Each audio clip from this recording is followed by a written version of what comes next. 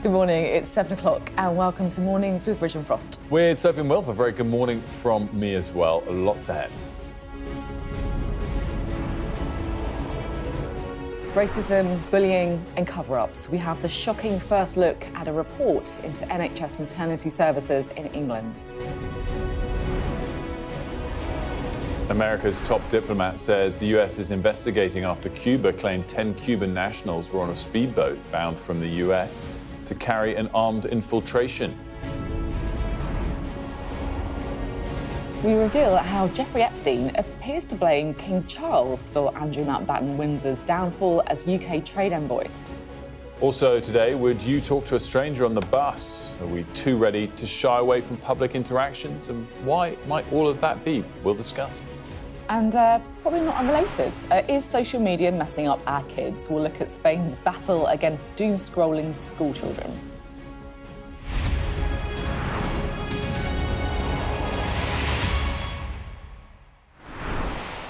A very good morning to you. We've had our first glimpse of the report into maternity services across the NHS in England, and already it makes for shocking reading. It's been led by Baroness Amos, who today lays out repeated failures in the service, saying the cycle must stop. It's an involved report, and it's only an interim report as well, so we just want to break it down for you because she says that there are 6 key factors causing some of these problems. The first one, in some ways the most obvious, staff shortages, midwives, lack of midwives. There's also capacity issues, so that's things like beds, it's like space and birthing units. But this one, to me, seems pretty critical, leadership problems. The culture in the NHS as well, so the tendency, if something goes wrong, to close ranks, to not be transparent, in some cases, to cover up. Baroness Amos also found issues of racism and discrimination. This is really stark when it comes to maternity. Black babies, for example, twice as likely to be born stillborn. A lack of accountability, which I think comes back to the culture issues we were talking about earlier, and also hospital conditions. And that could be anything from not having enough beds on wards to people who've lost babies or to have miscarriages, to be put on maternity units where there are other mothers who have their babies in their arms. Laura Bundock has more. Racism, bullying and cover-ups, all present in England's maternity care. Here's what you should know. Baroness Amos has spoken to hundreds of harmed and bereaved families in a new report. Jack and Sarah Hawkins' daughter, Harriet, was stillborn due to hospital negligence when both were senior NHS staff. I feel like it isn't going to change unless there is some form of accountability. The clinicians who have failed failed us in Nottingham have had no sanction against them, so they set a standard for that care, and you know that's not going to change unless you have some form of accountability and you can set a culture where you're honest.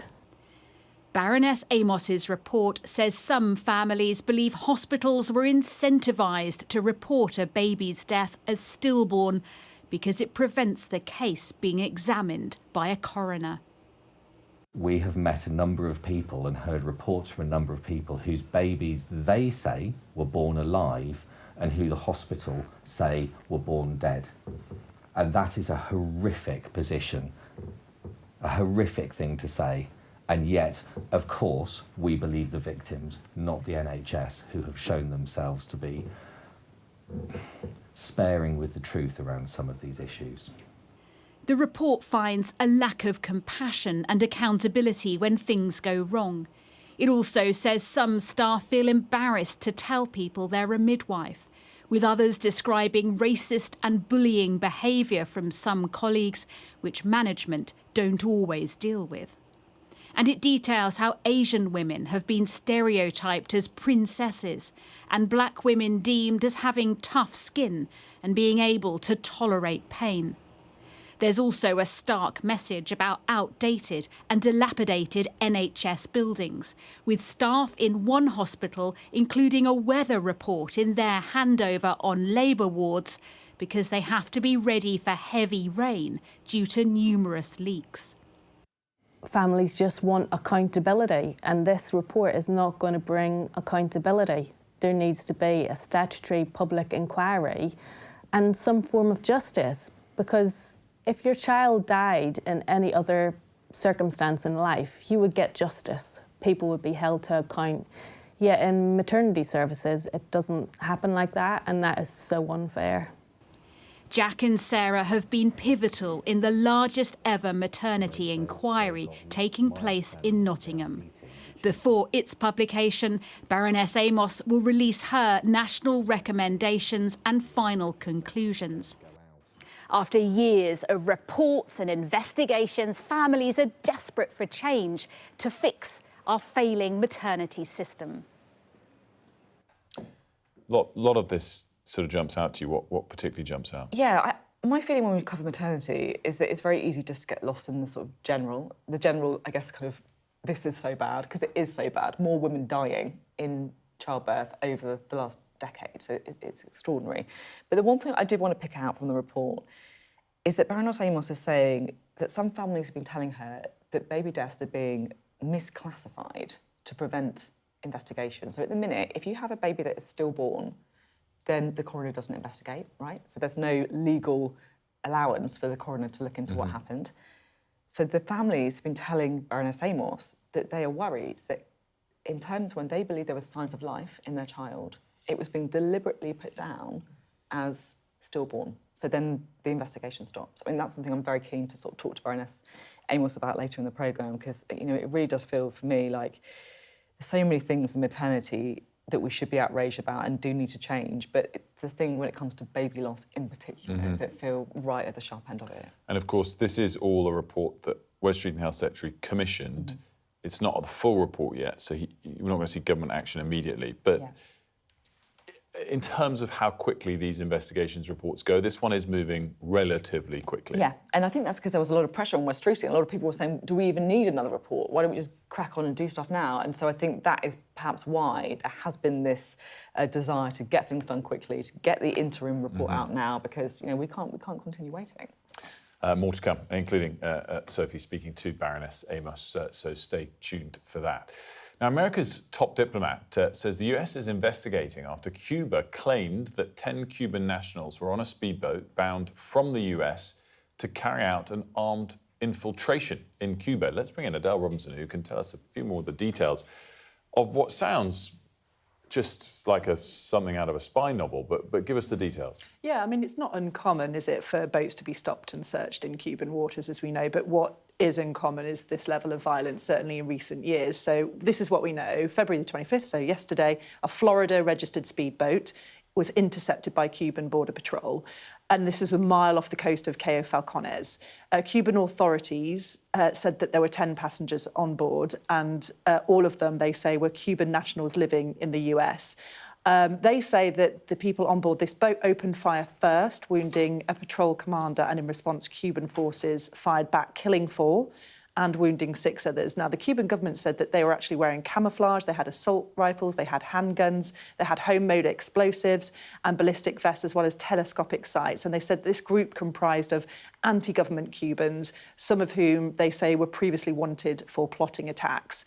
The US Secretary of State Marco Rubio, it's important to say, was very quick to say that this was not a US government operation. And it shows, I think, that the US wanted it known as soon as possible that this had nothing to do with them, and Cuba couldn't point any fingers, basically. But also, the US is now gathering its own information. It's very keen to stress that, to verify what happened. And it also said that Homeland Security and the Coast Guard are investigating. But of course, this is critical, isn't it, at a time when there's heightened tensions between the two countries. Trump's administration just last month designated Cuba as a state sponsor of terrorism and imposed sanctions, as we know, the Venezuela oil issue. And so Cuba is already struggling with blackouts and shortages. So I think that this incident with the US linked vessel is probably more fraught and significant than perhaps we may understand quite yet. Yeah, well, certainly the context, it makes it more fraught with the recent operation in Venezuela as well, just kind of gets everyone's pulses going, but interesting details. The homemade explosives does make you think it's not official US military. But yeah, if the Cuban authorities, if that's true, and I think that's the point that the US authorities are making, they want to verify all of this information. So we just don't know at the moment, really. We can't verify it ourselves, so who knows? Thanks so much. Now, talks between the US and Iran are going to be taking place in Geneva today. And again, this is against a very tense backdrop of the military build-up in the region. Donald Trump has said his preference is diplomacy, but has repeatedly laid out that he won't allow Iran to have a nuclear weapon. We can get a bit more analysis on this. International Affairs editor Dominic Waghorn joins us from Geneva. Dominic, what are you expecting? Well, I think, we're looking at what appear to be sort of make-or-break talks, really. This is the third round of talks, and the happenings, you say, when America has kind of completed its massive military build-up in the region. And I think, the jeopardy the world is looking at is the possibility of a massive Middle Eastern war that would affect everybody, because the Persian Gulf, where that war would be waged, is where a fifth of the world's oil supply passes, and so we'd all feel the impact, I think, of that. And I think the worry is that the American president has kind of boxed himself into a position now where he has parked a large chunk of the American Navy in the region. He has sent hundreds of warplanes, and we're looking at 2 aircraft carrier strike groups. So that's an aircraft carrier with multiple ships around it, so destroyers and other vessels, and probably a number of submarines as well. And the American president has said if the Iranians do not make a deal pretty much on his terms, then he's going to unleash that firepower. He certainly threatened to do so. And I think the worry, Sophie, is there's a huge gap, really, between what he wants and what the Iranians are apparently prepared to talk about. He wants a deal on Iran's alleged nuclear weapons program, but also its ballistic missile program, also its use of proxies around the region, and the way it treats its own people after it crushed brutally the unrest that we've seen in Iran in recent months. And the Iranians have said they're only prepared to talk about the nuclear weapons program. So bridging that gap is the challenge, and it's only one morning, really, of talk. So I think the question is, are the Iranians going to come here with fresh ideas that the Americans can work with, or are they going to kind of look at Donald Trump, not believe his threats, and call his bluff? And if they do so, what does he do next? And he's thought to be considering 2 potential military options. The first is a kind of knock sense into the Iranian strategy, which would be to use more strategic surgical strikes on its missile facilities and certain targets, but in a limited way, in the hope that would sort of focus minds in Tehran and then make them come back with more realistic counter-proposals to what the American diplomats have offered. Or he could instead unleash all of it in one go. And the problem for him then is if he does so, he's only thought to have enough, although it's a huge amount of military build-up in the region, enough to do so for a week or so. And then what happens after that? So, the stakes are really very high, not just for the region, but I think for all of us. And we are looking currently down the barrel, I think, potentially of a massive escalation in the region. Dominic, just a follow-up on that, which is, where do the other key Middle Eastern players stand on this? I think we've seen swings on that sentiment in the last 3 or 4 months as to, I don't think they'd ever welcome US action in the region, but how, the extent to which they'd be willing to turn a little bit of a blind eye. And is that kind of swaying the president, do we think, or not? I think with the soundings we're getting is that they're looking on with real fear and trepidation. I think particularly the Gulf states, the Bahrainis, the Qataris, the Emiratis, the Kuwaitis, the Saudis are really worried about the potential of this escalating. I think their fear is that if Donald Trump does what he's threatened to do, and the Iranians do not play ball diplomatically today here in Geneva, then the Iranians will strike back. They have a lot of ballistic missiles. The Americans will not be able to neutralize them all.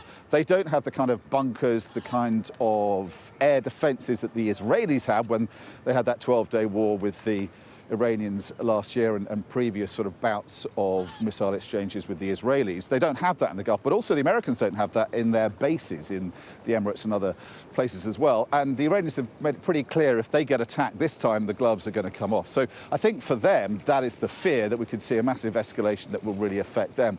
The Israelis, I think, have a different sort of position on this. Of course, they would love to see the Ayatollah's regime toppled. They don't want to see a massive escalation.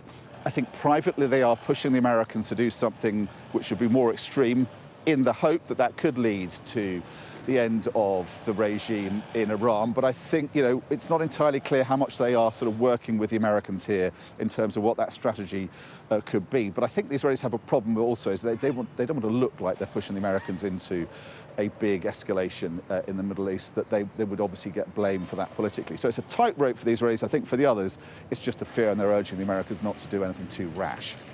Dominic, great, as always, to have you. Looking forward to ongoing coverage as those talks take place today. I've been talking a lot about maternity on this programme over the last few months, actually, but specifically today as well, with the publication of the interim Baroness Amos report.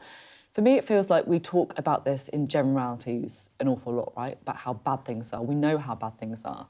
We've had that laid bare in multiple reports. More women dying in childbirth over the last decade. These figures simply should not be happening.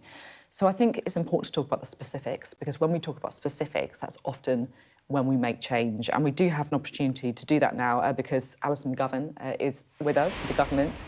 She's the Minister for Local Government and Homelessness. Alison, I do want to talk to you about the homelessness reports that you're doing today as well, but just to start off on maternity, if I may, because it is such an important issue. There's one thing I want to talk about specifically. Baroness Amos says that the NHS is incentivised, in her words, to record baby deaths as stillborn because then coroners can't legally investigate. So in other words, babies being recorded as having no signs of life, parents potentially wrongly told that they were born dead in order to avoid an inquest. Does that need to stop? I think that's really, really worrying. And obviously we've just got this report and the government officially will respond, especially to that point that you make, Sophie. But just as a human being, I'm really worried about that, because you're so right to say that, you know, we know this is a big issue, but as a local constituency MP, of course, I've met parents who've been failed by NHS maternity, and your heart breaks into 1,000 pieces to understand what those parents have gone through. Wes Streeting commissioned this report and he will respond. We've already put extra midwives into maternity because we couldn't wait for this report. And further, you'll know that we're legislating for duty of candour through the Hillsborough Law. And I think that getting the truth early is the one thing that my constituents have always told me who've experienced this kind of thing with maternity, that it's the one thing that they've always told me that they want. And I think we heard it from the parent who was on your programme earlier. Accountability is what's needed. And getting to the truth early, I think, can help parents with that. So we'll obviously respond in full to this report, which is very important, and the issue you mentioned, but there are already steps underway that I think will help. Just on the duty of candour thing, because I think this is really important, and you see it time and again, right, with institutions across UK life, where something terrible happens and there's almost like a closing of ranks. Do you think that there is a problem with the NHS specifically when it comes to a culture of cover-up? I think you're right to describe it as across public life. And I think the law does need to change. That's why I support having that duty of candour, and it's why we put Hillsborough Law in our manifesto. The thing that I would say is changing the law is one thing. Culture is really what drives this. And you know, I know that these things can be changed when they're led from the top. So where senior leaders say we want to be transparent and open, I think that matters. But it's also often that there's a huge amount of pressure on people and they become defensive. I would just say that as my experience as a constituency member of Parliament, really. I'm here in Liverpool this morning and you can see Birkenhead behind me, my constituency, and what I've experienced is that culture of defensiveness. But that can change, and that's what we need, both to legislate for duty of candour and then also help people in public services to understand the steps that they can take to increase that transparency and just to be upfront with people about what's happened when something so awful goes wrong. And that is hard, it is a big shift, but it has to be a big change across British public life. The other thing that she's talking about as well is racism, frankly, in the NHS. And you have the stats, right? So black babies twice as likely to be stillborn as white babies. I mean, it speaks for itself. Baroness Amos says that is unacceptable racism. She talks about some Asian women being stereotyped as princesses, as in, you know, they're making a big deal of things, and then also black women reported being deemed as having a tough skin and able to tolerate pain. Do you think that Baroness Amos is right, that there is unacceptable racism in the NHS?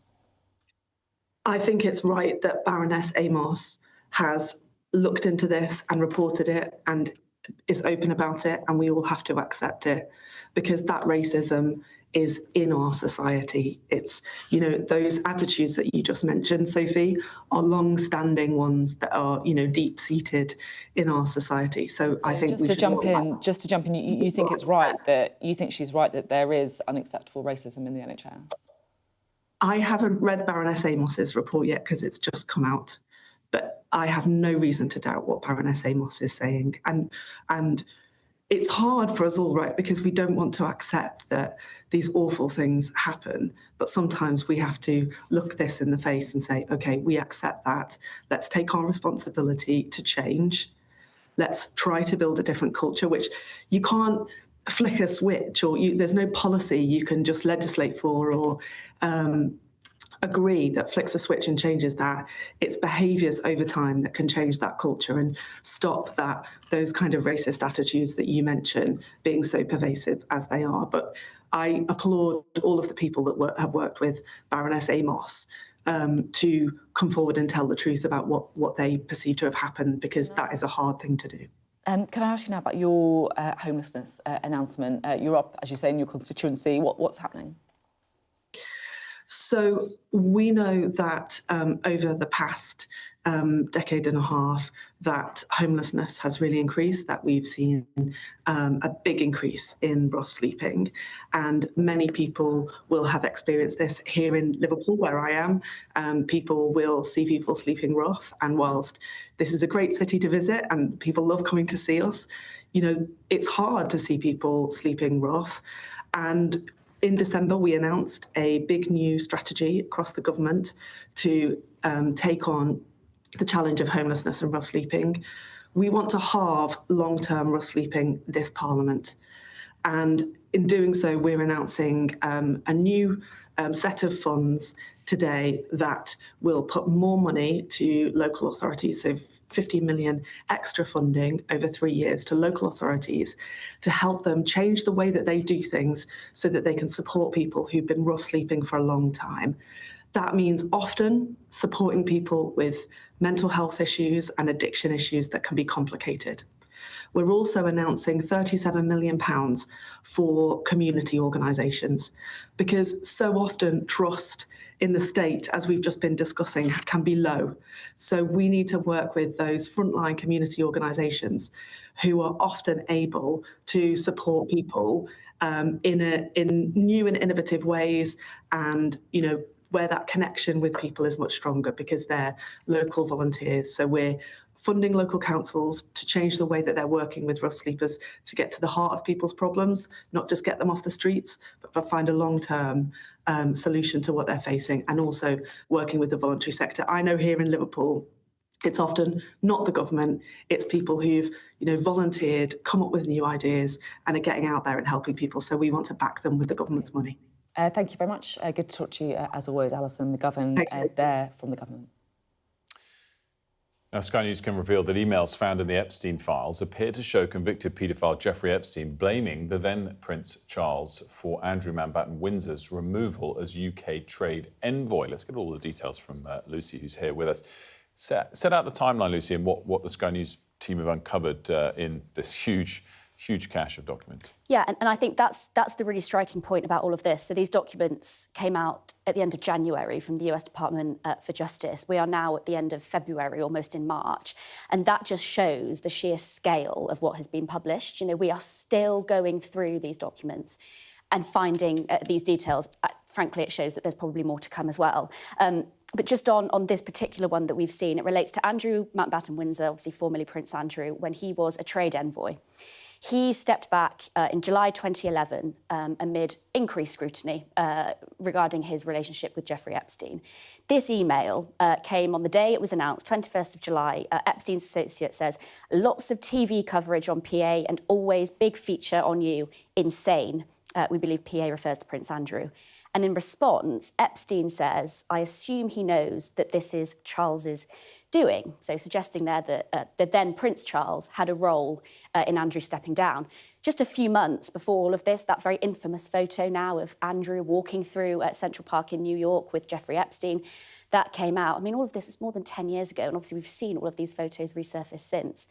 It might arguably be good for Charles that this is what's coming out. Yeah, I think you're right. This is the thing that I always just have to take a step back with the royal coverage, because they are this obviously huge institutional thing, right? With a clear role in the state and all that. But they're also a family, and this is why it's just such a unique kind of relationship. Almost. Yeah, you also had in one of the papers this week this suggestion that the Queen had been involved with Andrew being appointed as a trade envoy. And then, of course, in the Commons this week, you saw MPs debating, talking about the royal family and some of the language that was used about Andrew.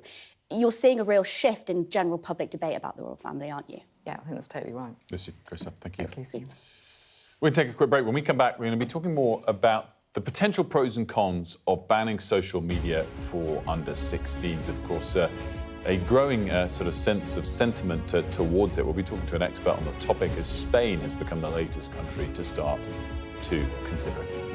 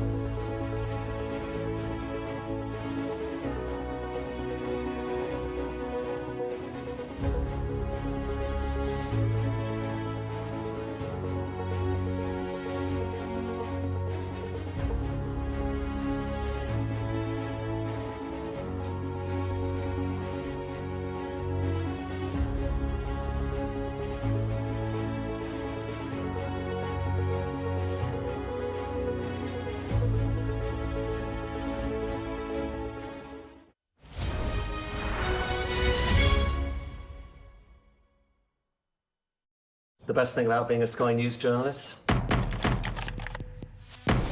going to take you behind the scenes here for Election Night Live. They have gone up and up. Being a Sky News journalist. Ed Conway, Sky News, is anyone going to talk to us?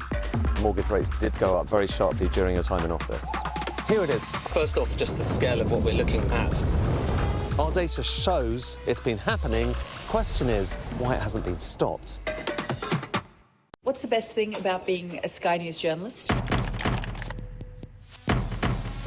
Who's funnier? Being a Sky News journalist. A special edition of The World with me, Yalda Hakim. Pakistan has the right to respond. You're like, what? A historic day here today. Congratulations, this is a huge moment. But what happens now? Welcome back. Spain is the latest European country planning to introduce legislation to ban social media for under 16s. So France, Greece, Denmark and Austria are all apparently working on similar restrictions. Of course, this all came after Australia became the world's first country to bring in the ban last year. Our European correspondent Siobhan Robbins travelled to Madrid to speak to students, some of whom have already gone offline. Is social media messing up our kids? Spain is one of the countries trying to get under 16s off this, hoping a ban will force them to log in to life offline. So is Spain right to rein in the reels? Do you agree with banning social media for under 16s or not? If you agree, put your hand up. So all of you agree? I think we get as a society to a point that we have to do something about it, and I think a ban is the best option. I think that as long as private companies own these apps, there won't be really positive things, because the only thing they matter is of you to be more time in the app and for them to make more money. Phones are already banned at this Madrid school, but some have found it tough to say adios to their algorithms. I was 5 or 6 hours a day watching a screen, and I failed like 3 or 4 exams, and my parents take off all those things, and then I started to have better marks. When you have like everything in your phone, everything in your pocket, why would you want to travel when you can just like watch videos of people traveling? Why would you want to see your friends when you can just in a click like say something to them? It's horrible. Does social media bring any benefits to your life, or do you think we just need to get rid of it? I think it's good that the government wants to set a boundary because it means they know there's a huge problem. But I believe it's more important that we set a time limit for ourselves. I don't think teenagers have the ability to escape out of a system that is designed entirely around keeping them inside of that app. I think what was really interesting there was just how aware the teenagers are of the dangers or potential pitfalls of social media. And we've all done it, haven't we? You're on your phone, suddenly you look and you've been scrolling for hours, you've lost all that time. They're clearly saying we need help, but are they ready en masse to give it up completely? Well, as you saw in Siobhan's piece there, she has been digging into this quite at length, particularly across continental Europe, and do scan the QR code on the screen to see more of her investigation and our coverage of this. Let's continue the discussion now. Jennifer Powers, founder and director of the Unplugged Coalition, is here with us. Very good morning to you, Jennifer. Good morning. I mean, it's really interesting, actually. I wasn't aware until this morning that Spain was moving in this direction too. France obviously talking about it. When did this sudden pickup in activity start? Was it actually Australia showing that it was possible? Well, in terms of this backlash against the tech industry stealing childhood, I think that began in earnest in the UK in February of 2024. That's when the Smartphone Free Childhood movement really burst into life, and within a few days, tens of thousands of parents had joined. And now there are more than 350,000 parents across the country who really want to reclaim childhood from the digital sphere. And then, as you say, Australia has moved first, and they've brought in restrictions for under 16s, and many other countries around the world are looking to do the same. I mean, I guess there'll be a lot more than 350,000 that think about it, whether they've joined an official organisation or not. Undoubtedly, millions of parents. And what is the pros and cons of a ban? I mean, I guess the biggest thing against rushing to a ban is there is now one in place in a developed nation with similar characteristics to ours, so we can wait and assess it before what will be a big decision. Well, I would disagree with that. I mean, it's great that they've gone ahead because we can learn from it and we can learn how to make it construct it and implement it better. But I think we know the harm that this is causing to children across the country every single day. And we don't need any more evidence to act. There is a significant and growing body of evidence that shows the harm to children across a whole range of factors. But putting all of that research to one side, I think parents and grandparents can just see the damage that it's giving to children. There's a survey of teachers, 98% support restrictions to social media, okay? This is something where there's very little dissenting opinion. And I think one of the frustrations that parents have is that this government has been dragged into doing this consultation. And the consultation is not about the details of restrictions for social media. It's about whether the government should do anything at all. And that's why the amendment that's coming back to the House of Commons in the next few weeks is such a wonderful opportunity for Parliament to take action.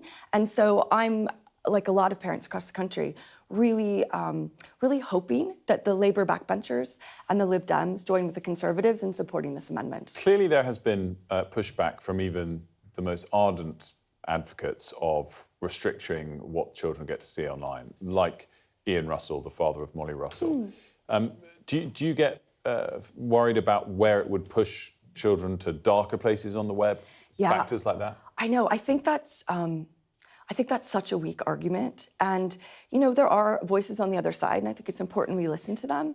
But there are millions and millions of parents and teachers calling for action. And listen, we don't say we're not going to ban alcohol for children, because then they might do drugs. We say, no, there's a rule, there's a social norm. Some children may get around it, but on the whole, it's important we have this line in the sand. And therefore, when people say, oh, we can't have restrictions for children on social media because they may go somewhere worse, I don't think that's a strong enough objection. We need to send a very clear message, and we need to have very clear sanctions for the tech companies, if they allow children on these platforms, that these devices and these platforms are just not safe for kids. Just finally, do you see this as something that's easy to implement? There will be teething problems. I mean, listen, I do not think restricting children from social media is the cure-all. There is no magic wand we can wave, but I think it's a very modest and necessary step. It's one thing of many that we need to do to keep children safe. And, you know, we throw around the term a ban on social media. It's actually, in Australia, it's not a ban on children going online. It's simply restricting them from having their own accounts. They can still access the content on those platforms. They just can't have their own accounts. So I do think it's modest. I think it's realistic. I think it would help children immediately. And even if some children work around it, that doesn't mean millions and millions of children won't benefit. So, like I said, really calling on the Labour backbenchers this morning to make their voices heard with number 10 and the whips and say, no, we're not going to be bought off with this phony consultation. We want action now. Jennifer, thanks for joining us. We appreciate Pleasure. it. Well, you might think these two stories are linked because we're now going to be debating, are we losing the art of conversation? So, for example, would you happily strike up a conversation with someone on a bus? Would you? Yeah. Yeah. I bet, yeah. Particularly be drawn to sort of if they're wearing like an Arsenal cap or something like that. Yeah. Might avoid them. Well, actually, probably will get in an argument with them if it's a different team, as opposed to a friendly conversation.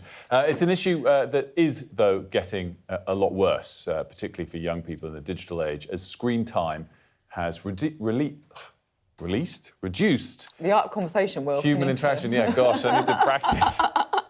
It's the end of the week for us. It's true, it's been a long week. A little bit tired. Yeah. Viv Groskop wrote How to Own the Room, Women and the Art of Brilliant Speaking, and has been thinking a lot about this and joins us now. Very good morning to you. Lovely to see you. So was and lovely to see you stumble. Yeah. Because, you know... don't mock me. This is, but just own it. You already said you wanted to get into a tribal argument with people as part of talking to strangers on the bus. Own true. it. Well, that is true. So my first question for you is the extent to which the smartphone generation triggered you to write this book, or the art of conversation and having confidence to do it is something that you could have written about 15 years ago? Yeah, this book is a project that I've been working on for the last 10 years, and it came out of me moving from journalism into stand-up comedy. So I wanted to open a conversation about nerves, anxiety, performance, presence, confidence. And the book is really all about that. But I found that as soon as I opened up this conversation with people, they said, we don't want to own the room. We just want to be able to talk to people. And I then realised that there is this huge proliferation of difficulty with the younger generation. It was my 15-year-old son who talked to me a lot about this. They feel really anxious around approaching, obviously they shouldn't approach strangers, but having the kind of ordinary day-to-day, you know, nice weather we're having type of conversation that would have been completely commonplace 30 years ago. And when I started to research this and look at the academic studies on this, there's a phenomenon called social norm reinforcement, which is all about whatever people do around you, you do it too. And we're talking to each other less in public. I think it's really interesting, this. I mean, the other thing is like the art of the phone call. Like, I kind of love a phone call, right? I used to be on the phone to people all the time. And now I feel that there is a culture where if you call somebody up, they're like, right, something really bad has happened. Like, this is an emergency because you're phoning me rather than WhatsApping me. Yeah, that's exactly what this social norm reinforcement is. And I was thinking about it relating to your previous item as well, that It's almost the way that smoking was regarded in the 80s and the 90s. Social norm reinforcement says everybody smokes, it must be fine. And we are now living in a world where everybody uses their phone, it must be fine. Everybody's wearing headphones in public, it must be fine. But actually, it is creating alienation, atomization, people feeling anxious and not confident, people feeling that when they make a stumble in conversation and they say something they didn't mean to say, that it's not okay. And that's really awful for teenagers. This is nice. So every time we stumble over the autocue, then it's actually helping. Exactly, there you go. because it's a nice cover for us. I'm not sure that was what absolutely- was in Viv's mind. She looked at me again sort of as a critic there rather than a supporter. But it's very much about realising, especially a message for young people, you don't have to be perfect. Yeah. And it's important to show that you're human, all the more so with AI and digital media. True. Make a mistake, people know that you're real. What about sort of the step further? Is there stuff in your book about public speaking, about Yes. getting into the limelight and tips and advice on how you kind of break that confidence barrier? So because I come from that change from journalism to stand-up, I learnt this the hard way, and I wanted to give the message to other people that it doesn't have to be as difficult as I found it. We live it all as a really big drama when we feel like we're in the spotlight and we have to get everything right. We don't.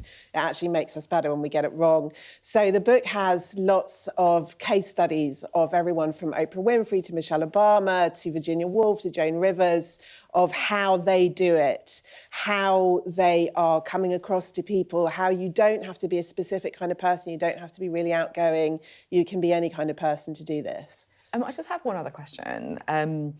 Because I was thinking a lot about the social interaction, which I'm a believer in, right? You know, talking to someone on the bus or whatever it is.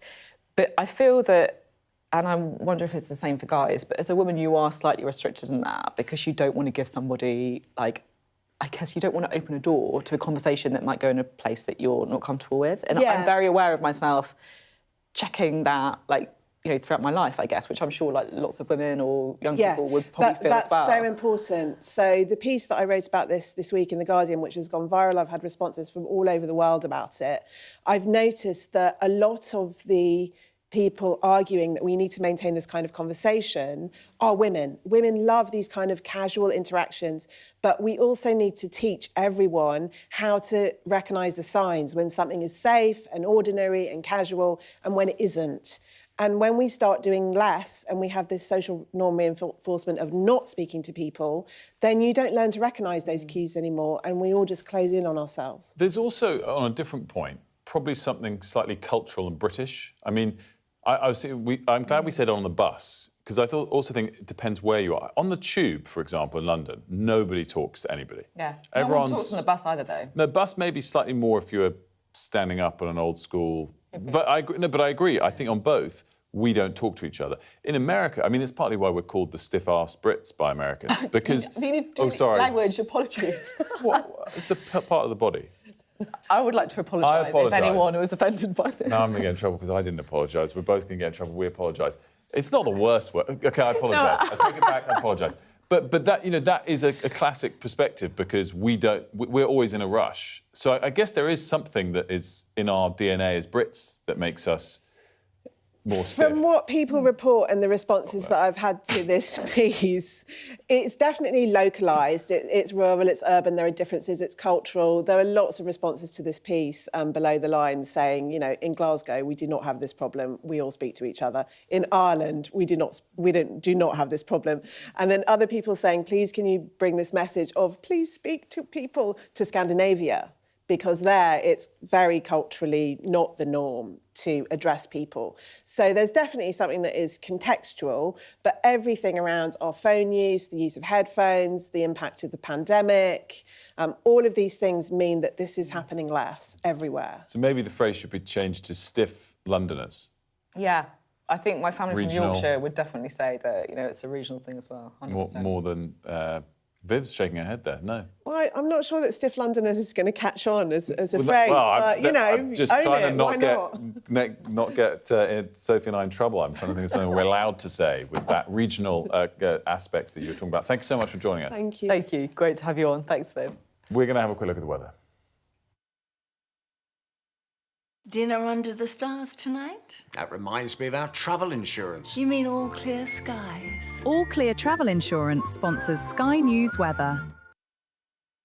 So it's going to be a bit milder this week. The good news is there, but there will be some rain and strong winds at times. It's pretty mild out there now. There's some wind and rain in the west.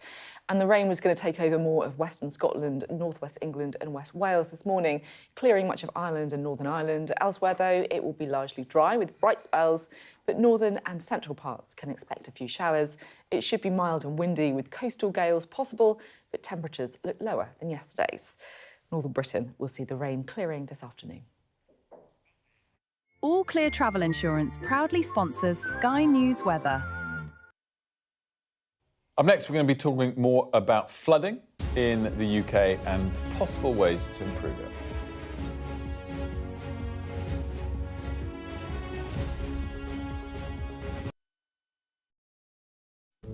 I'm Cordelia Lynch, Sky's Asia correspondent, based here in Bangkok. These slums, once gripped by fear and death. There is far less bloodshed now, but it hasn't gone away. Who's asking you to kill? The police will give me the orders, and after I kill the target, I throw the gun away. We try our best to uncover and unpick a fast-changing and deeply complex region. These large waterways provided an excellent source of body disposal. This is the Buriganga River, where victims who'd allegedly been shot dead were dumped. Sheikh Hasina, how confident are you that she will stand trial? She will stand trial, there's no doubt about that. We're going to take you to the very heart of a criminal network, going undercover inside Southeast Asia's scam centres for the very first time. We won't have any problems with police, it's okay. Just seen Imran Khan leave, and as we understand it, he's just been shot in the leg. They have decided that the only way they'll allow elections is if I'm inside jail or killed. Sky News get the full story first. Chinese vessels start encircling the boat we're on, blocking its path. The Chinese are now deploying water cannons, firing it directly towards our boat. We've discovered doctors across Delhi dishing out pills like this, claiming they will provide a lifelong cure for homosexuality. Rohingya people fleeing an escalating civil war. The situation here in Cox's is desperate. An already insecure place does feel a lot more precarious.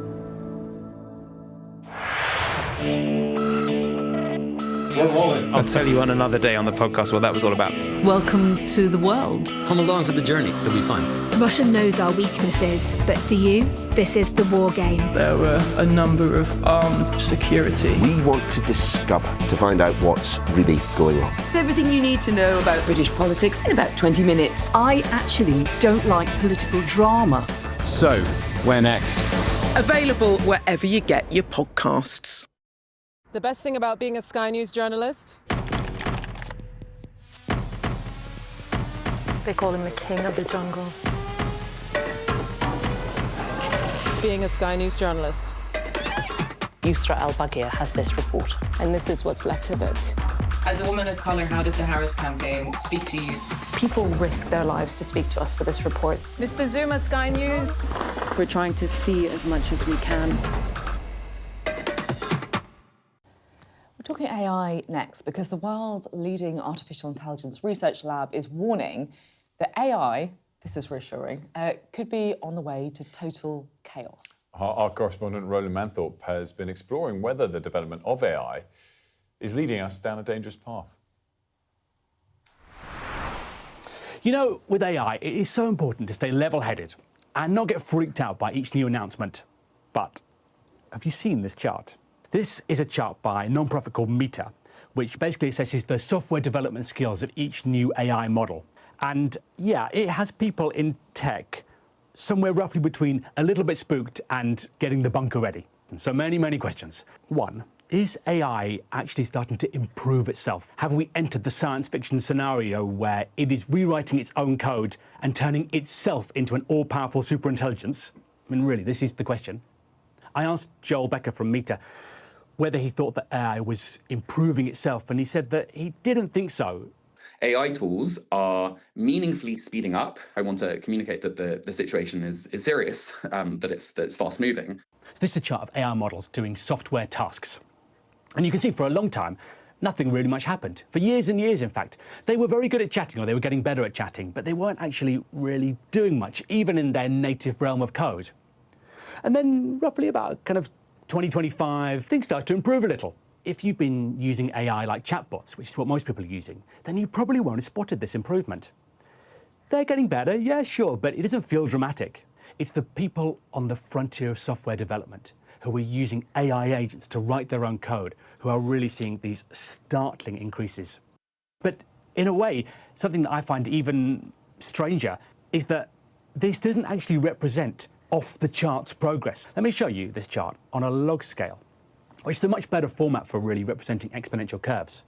And what you see when you look at this is that, roughly speaking, the progress is in fact steady. Sometimes a little bit below the line, sometimes a little bit above it.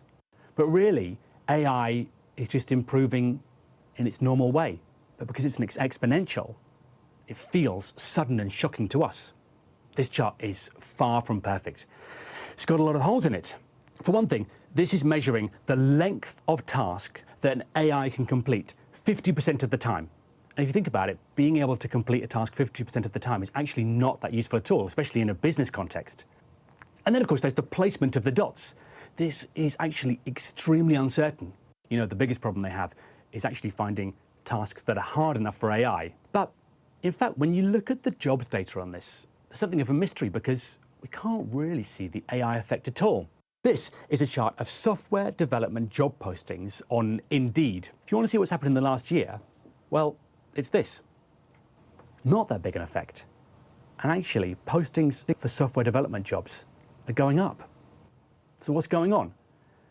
Well, it could be that this technology just isn't that good after all. It could be that it's fantastic and it's going to be mass automation, but it's just delayed a little bit. But there is a third option, that in fact, when we can have something easily, we want lots more of it.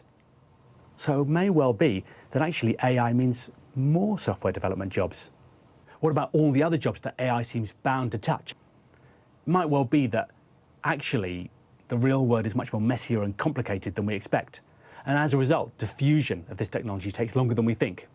The warning from these guys is that this stuff is coming like a train, and that we all need to be ready.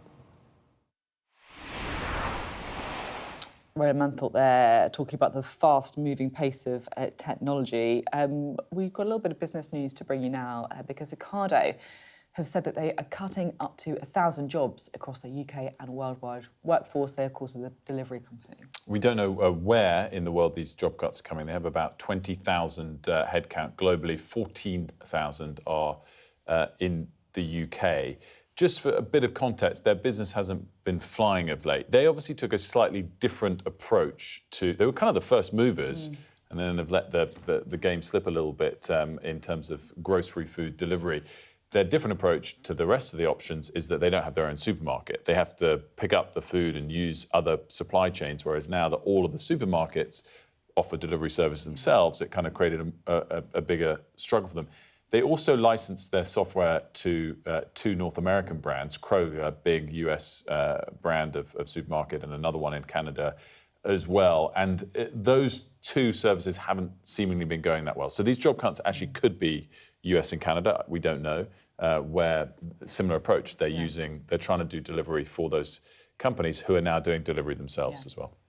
We want to talk about beavers next, because 4 centuries after beavers were driven to extinction here in England, beavers have now been released into the wild in Scotland. They've become the 4th family to find a home in the Highlands. It's all part of a reintroduction campaign to help tackle nature and climate emergencies. Tobias Leask, Beaver Project Officer at Trees for Life, joins us now from the Scottish Highlands. Thanks so much for joining us on this. Tobias, for the uninitiated, why are we reintroducing beavers? Well, they have great benefits for the environment.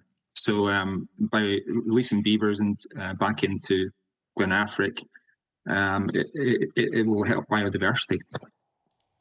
It's interesting, to be honest, before we start covering the story on this programme, which we are actually quite into, I had no idea that they were extinct in this country. I think it's because beavers are, I guess, so much part of our kind of national psyche. I remember them on, Lion the Witch in the Wardrobe and all that. What happened to beavers in the first place? The beavers were actually hunted to extinction around 400 years ago. So the beaver pelts were one of the highest value pelts that you could get. So yeah, they were hunted to extinction.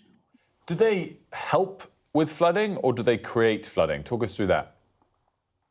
So beavers can certainly help with flooding. So beavers create dams, and dams higher up in river systems slow the flow of water, spread the water across the land, and that helps peak flow. Certainly, in certain locations, they can build dams, and that can cause localized flooding. And in terms of the sort of process of releasing something that was extinct back into the wild, how many have you released initially, and is there plans for more? So the license for Glen Affric was for 4 families. So initially we released 2 families last year, and we've released a further family this year. So we've 1 more to go in Glen Affric. Oh, I love it. We're actually watching them all coming out, which is actually amazing. They're really big. Look at this guy. Tobias, thank you very much for joining us. We really appreciate it. Sorry we're a bit squeezed towards the end of the programme, but very interesting indeed. Oh, we need to keep following and tracking the progress of those beaver families. Yeah, and obviously some down in the south as well, and we'll see how it all progresses. They look pretty happy coming out there, don't they? The last one was a bit reluctant. Took a while. Yeah, maybe been having a nap or something. Yeah, it looked like it. Looked half asleep. Right, we're out of time. We'll be right back with all of the day's top stories. Don't go anywhere.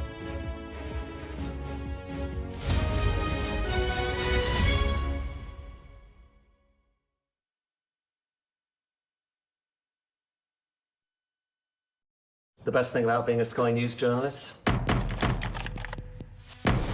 going to take you behind the scenes here for Election Night Live. They have gone up and up. Being a Sky News journalist. Ed Conway, Sky News, is anyone going to talk to us? Mortgage rates did go up very sharply during your time in office. Here it is. First off, just the scale of what we're looking at. Our data shows it's been happening. Question is, why it hasn't been stopped.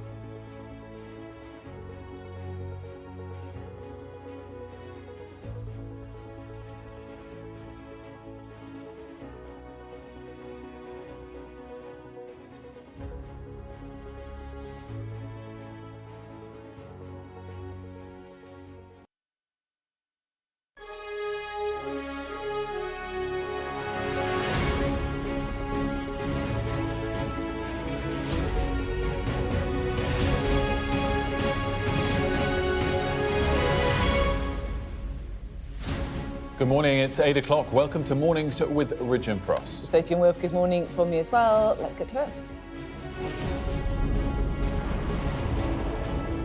Racism, bullying and cover-ups. We've got the shocking first look at a report into NHS maternity services in England. America's top diplomat says the US is investigating after Cuba claimed that 10 Cubans were on a speedboat bound from the US to carry out an armed infiltration. We reveal how Jeffrey Epstein appears to blame King Charles for Andrew Mountbatten Windsor's downfall as UK trade envoy. We'll be looking as well today at the all-female production of Julius Caesar that's going on tour and ask how it's possible to keep Shakespeare fresh more than 4 centuries later. Plus, we'll hear from a Foo Fighters fan after the band's surprise battle to beat the ticket touts.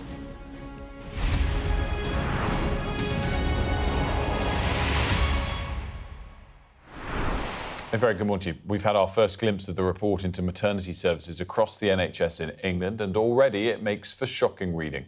It's being led by Baroness Amos, who today lays out repeated failures in the service, saying the cycle must stop. It's not the first review into maternity services, but there are a few points to really highlight. I just want to jump up just to show you exactly what we're talking about here. So she highlights 6 factors. The first one, I guess, is the obvious one. Staff shortages, not enough midwives, not enough continuity of care. Capacity issues, so that could be things like beds, it could be things like space in birthing units. But this is key, leadership problems, culture problems within the NHS. So if there's a problem, if something goes wrong, then a tendency to close ranks, to cover up in some cases. Baroness Amos also highlights racism and discrimination. So one example of this, black babies twice as likely to be stillborn as white babies. She also points towards a lack of accountability. So again, I think one of those cultural issues within health service and hospital conditions too. So this could be anything from not having enough beds for women to being, I guess, heartless enough to put mums who've lost their babies on the same wards as other mums who have live babies in their arms. Laura Bundock has more. Racism, bullying and cover-ups, all present in England's maternity care. Here's what you should know. Baroness Amos has spoken to hundreds of harmed and bereaved families in a new report. Jack and Sarah Hawkins's daughter Harriet was stillborn due to hospital negligence when both were senior NHS staff. I feel like it isn't going to change unless there is some form of accountability. The clinicians who have failed failed us in Nottingham have had no sanction against them, so they set a standard for that care, and you know that's not going to change unless you have some form of accountability and you can set a culture where you're honest. Baroness Amos's report says some families believe hospitals were incentivised to report a baby's death as stillborn because it prevents the case being examined by a coroner. We have met a number of people and heard reports from a number of people whose babies they say were born alive and who the hospital say were born dead. And that is a horrific position, a horrific thing to say. And yet, of course, we believe the victims, not the NHS, who have shown themselves to be sparing with the truth around some of these issues. The report finds a lack of compassion and accountability when things go wrong. It also says some staff feel embarrassed to tell people they're a midwife, with others describing racist and bullying behaviour from some colleagues, which management don't always deal with. And it details how Asian women have been stereotyped as princesses and black women deemed as having tough skin and being able to tolerate pain.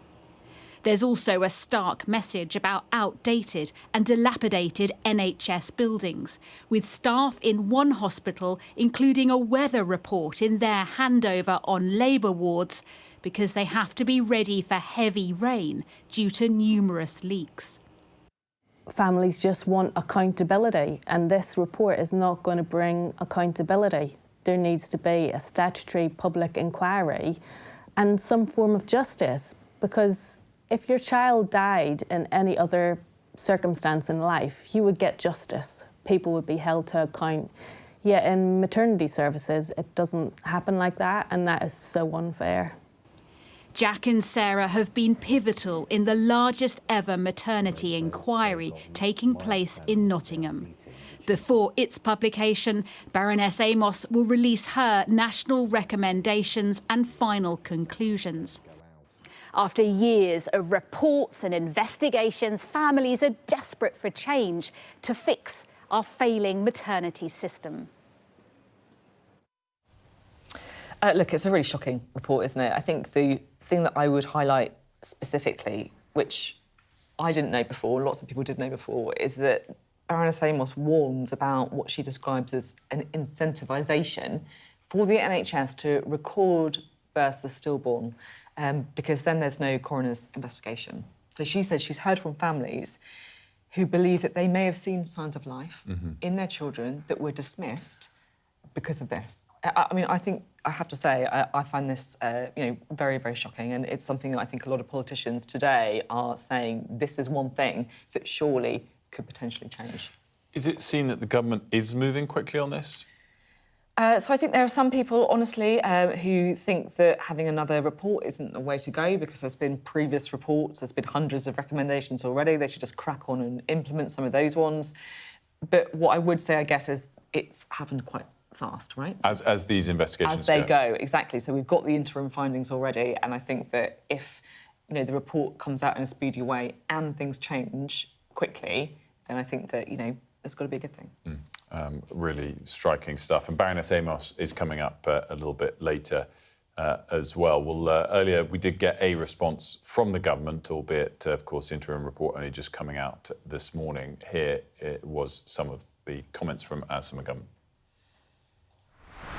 I think it's right that Baroness Amos has looked into this and reported it and is open about it, and we all have to accept it, because that racism is in our society. It's, those attitudes that you just mentioned, Sophie, are long-standing ones that are, deep-seated in our society. So I think just to jump in, you think it's right that she's right that there is unacceptable racism in the NHS?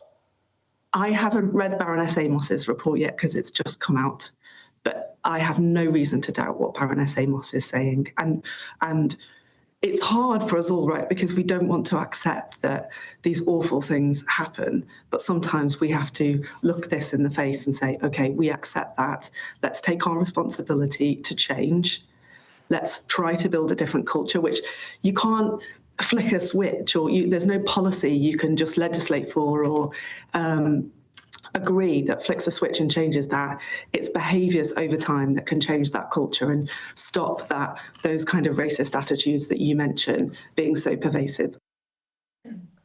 Now, we're talking now about something that's unfolding in Cuba, which it does feel on the surface like a very strange story. So America's top diplomat says that the US is investigating after Cuba said that 10 Cuban nationals were on a speedboat coming from the US to carry out what they've described as an armed infiltration.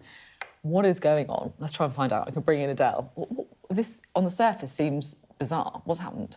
Yeah, a lot of ambiguity around it as well. I mean, as we know, it's not unusual, is it, for boats to be intercepted and searched in Cuban waters, but the level of violence this particular incident is uncommon. And this is what we know. It was a Florida-registered speedboat that entered Cuban waters. It was intercepted by Cuban Border Patrol a mile off the coast of Cayo Falcones.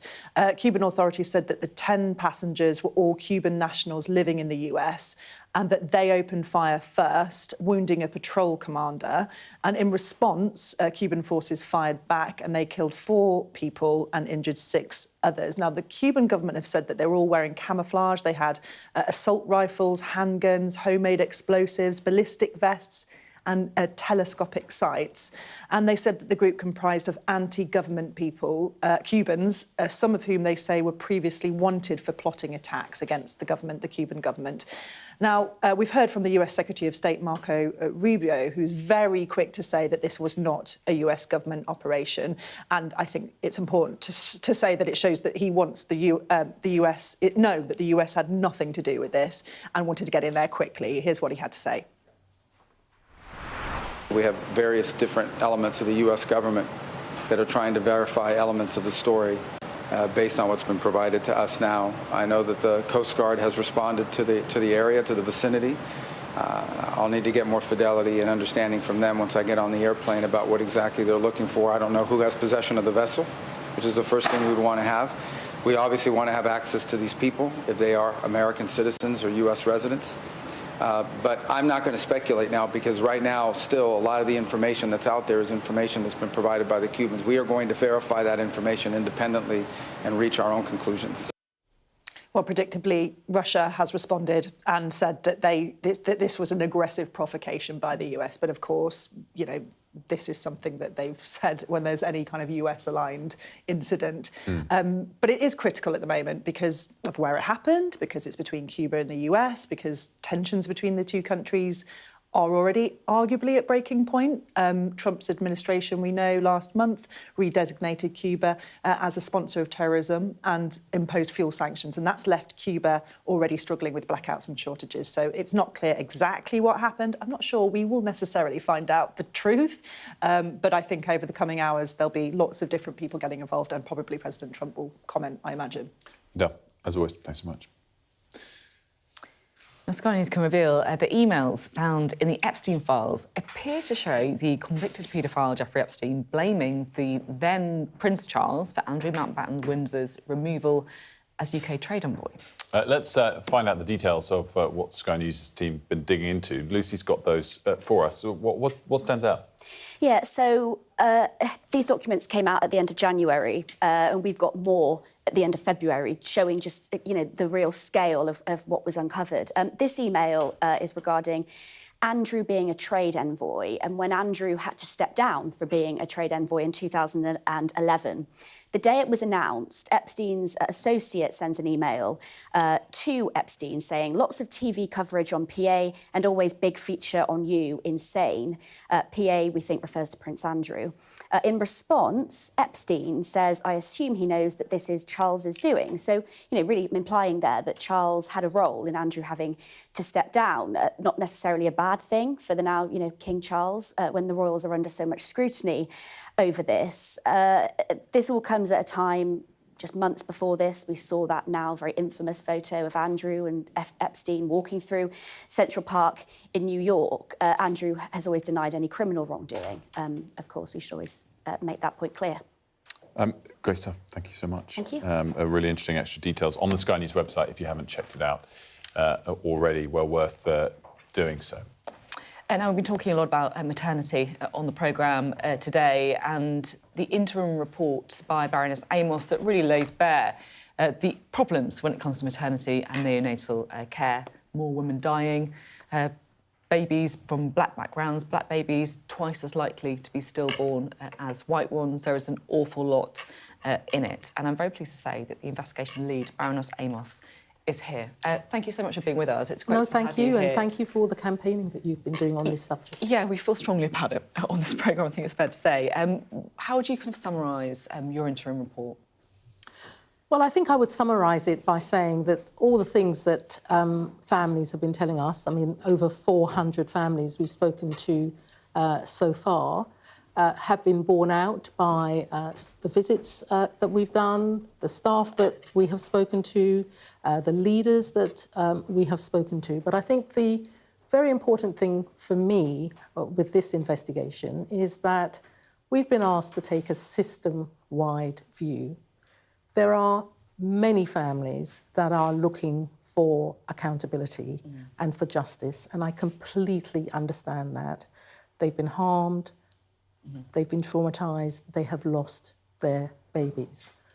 What we are trying to do is to look as deep as we can, as wide as we can, and come up with some recommendations that will make immediate change when we make our recommendations, when we do the final report in June. Yeah, that makes a lot of sense, because what can physically be done, what can tangibly be done? I feel like with maternity, we know it's bad. It's like, what are the specific things that can change? And families say to me time and time again, we've talked about this before, we've told our experiences before, and I know it's very hard, and I've been so grateful to every single woman and family and supporter that's been prepared to talk to us. One thing that's jumped out to me was the fact that you said that the NHS is incentivised to record deaths of stillborn because coroners can't legally investigate. I just want to read a bit of it to give the full context. Some parents were tormented by the thought that they'd seen signs of life, but staff had not recognised it. They felt the system incentivised the recording of deaths as stillbirths, as this prevents the case from being investigated by a coroner. I find this deeply shocking. Do you think this could be happening deliberately? So, when investigations go wrong, and this is one of the big problems, you know, local investigations don't go deep enough, families feel that they're not engaged, they're not told. Many families feel that the only recourse that they have is to push for a coroner's inquest. But the law is very clear that a baby has had to have taken a breath. Now, who determines that?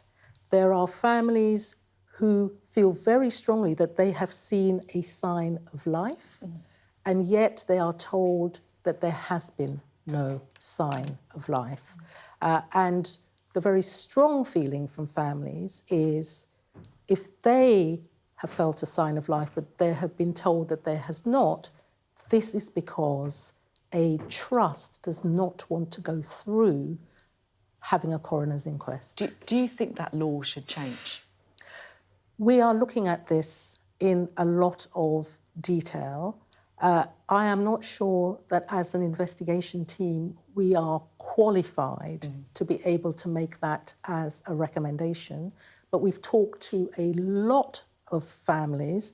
This is a strand of, a deliberate strand of work that we are doing because so many families raised it as a problem. It's interesting as well. Can I just say, it's just too soon to say what the recommendations will be, but we are looking at what kinds of recommendations we might be able to make in this area. It's interesting because if you look at some politicians who's come forward, like Tim Loughton, for example, saying that Section 4 of the Civil Partnerships, Marriage and Death Act actually allows coroners to have this power. It became law, but it's not enacted by the government. So it feels like this is something, if they wish to do, they could do quite quickly.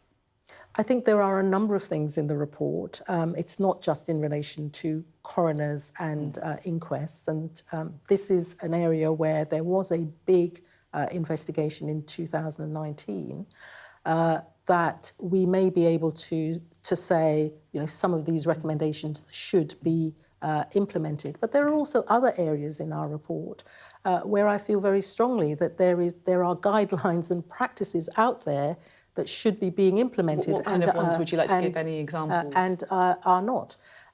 So there is a huge commitment to personalised care, for example, across the NHS. And yet, in so many cases, we are not seeing this happen in relation to maternity and neonatal health. That's just one small example. Can I ask you about racism in the NHS?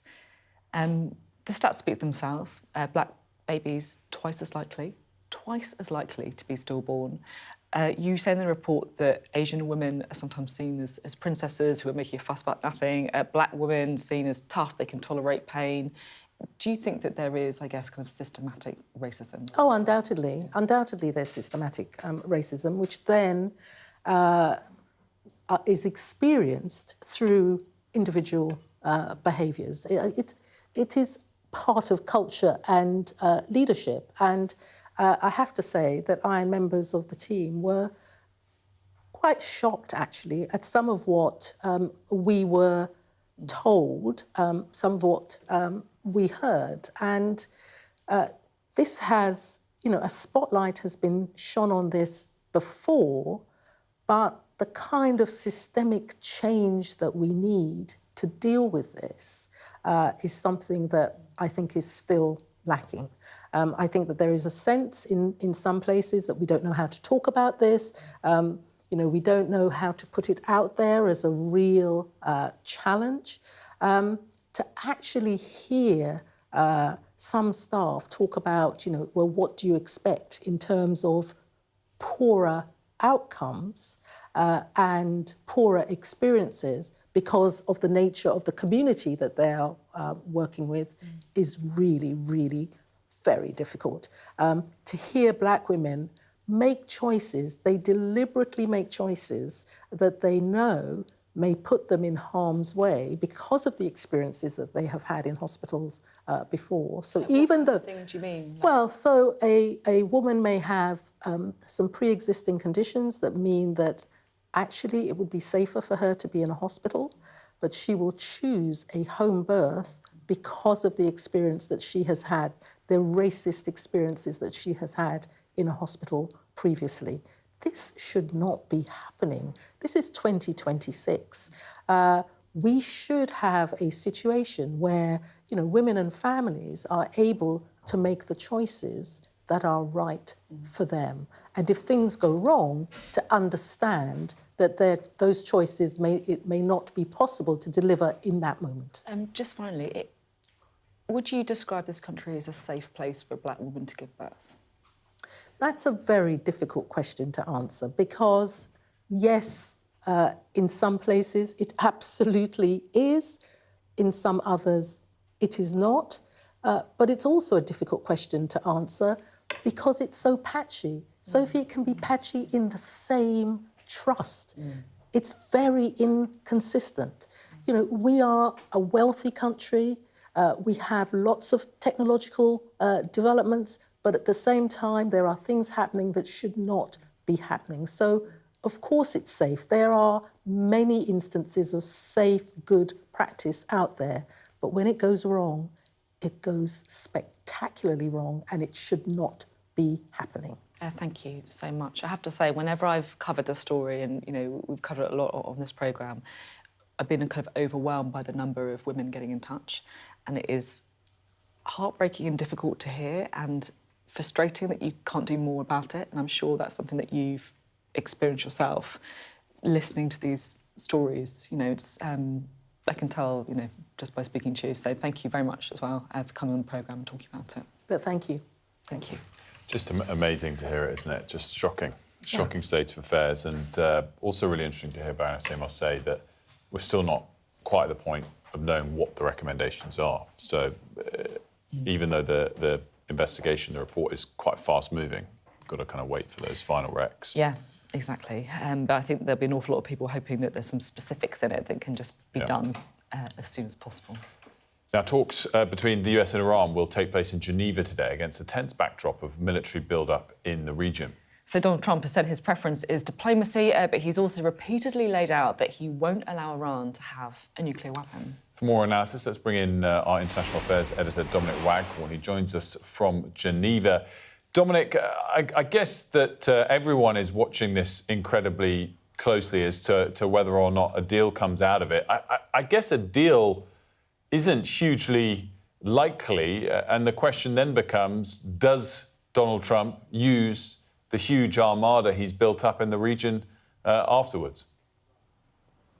Yeah, absolutely, Wilf. I think that is it in a nutshell. As you say, there's a huge amount of American military firepower now in the Eastern Mediterranean and the Persian Gulf.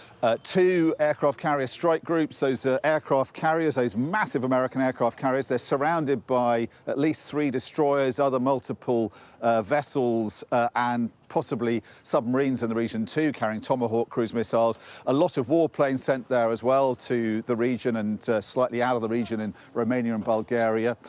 And Donald Trump has threatened to use all that firepower if the Iranians don't make a deal. And his chief negotiator, Steve Witkoff, who is expected here with Jared Kushner, the president's son-in-law.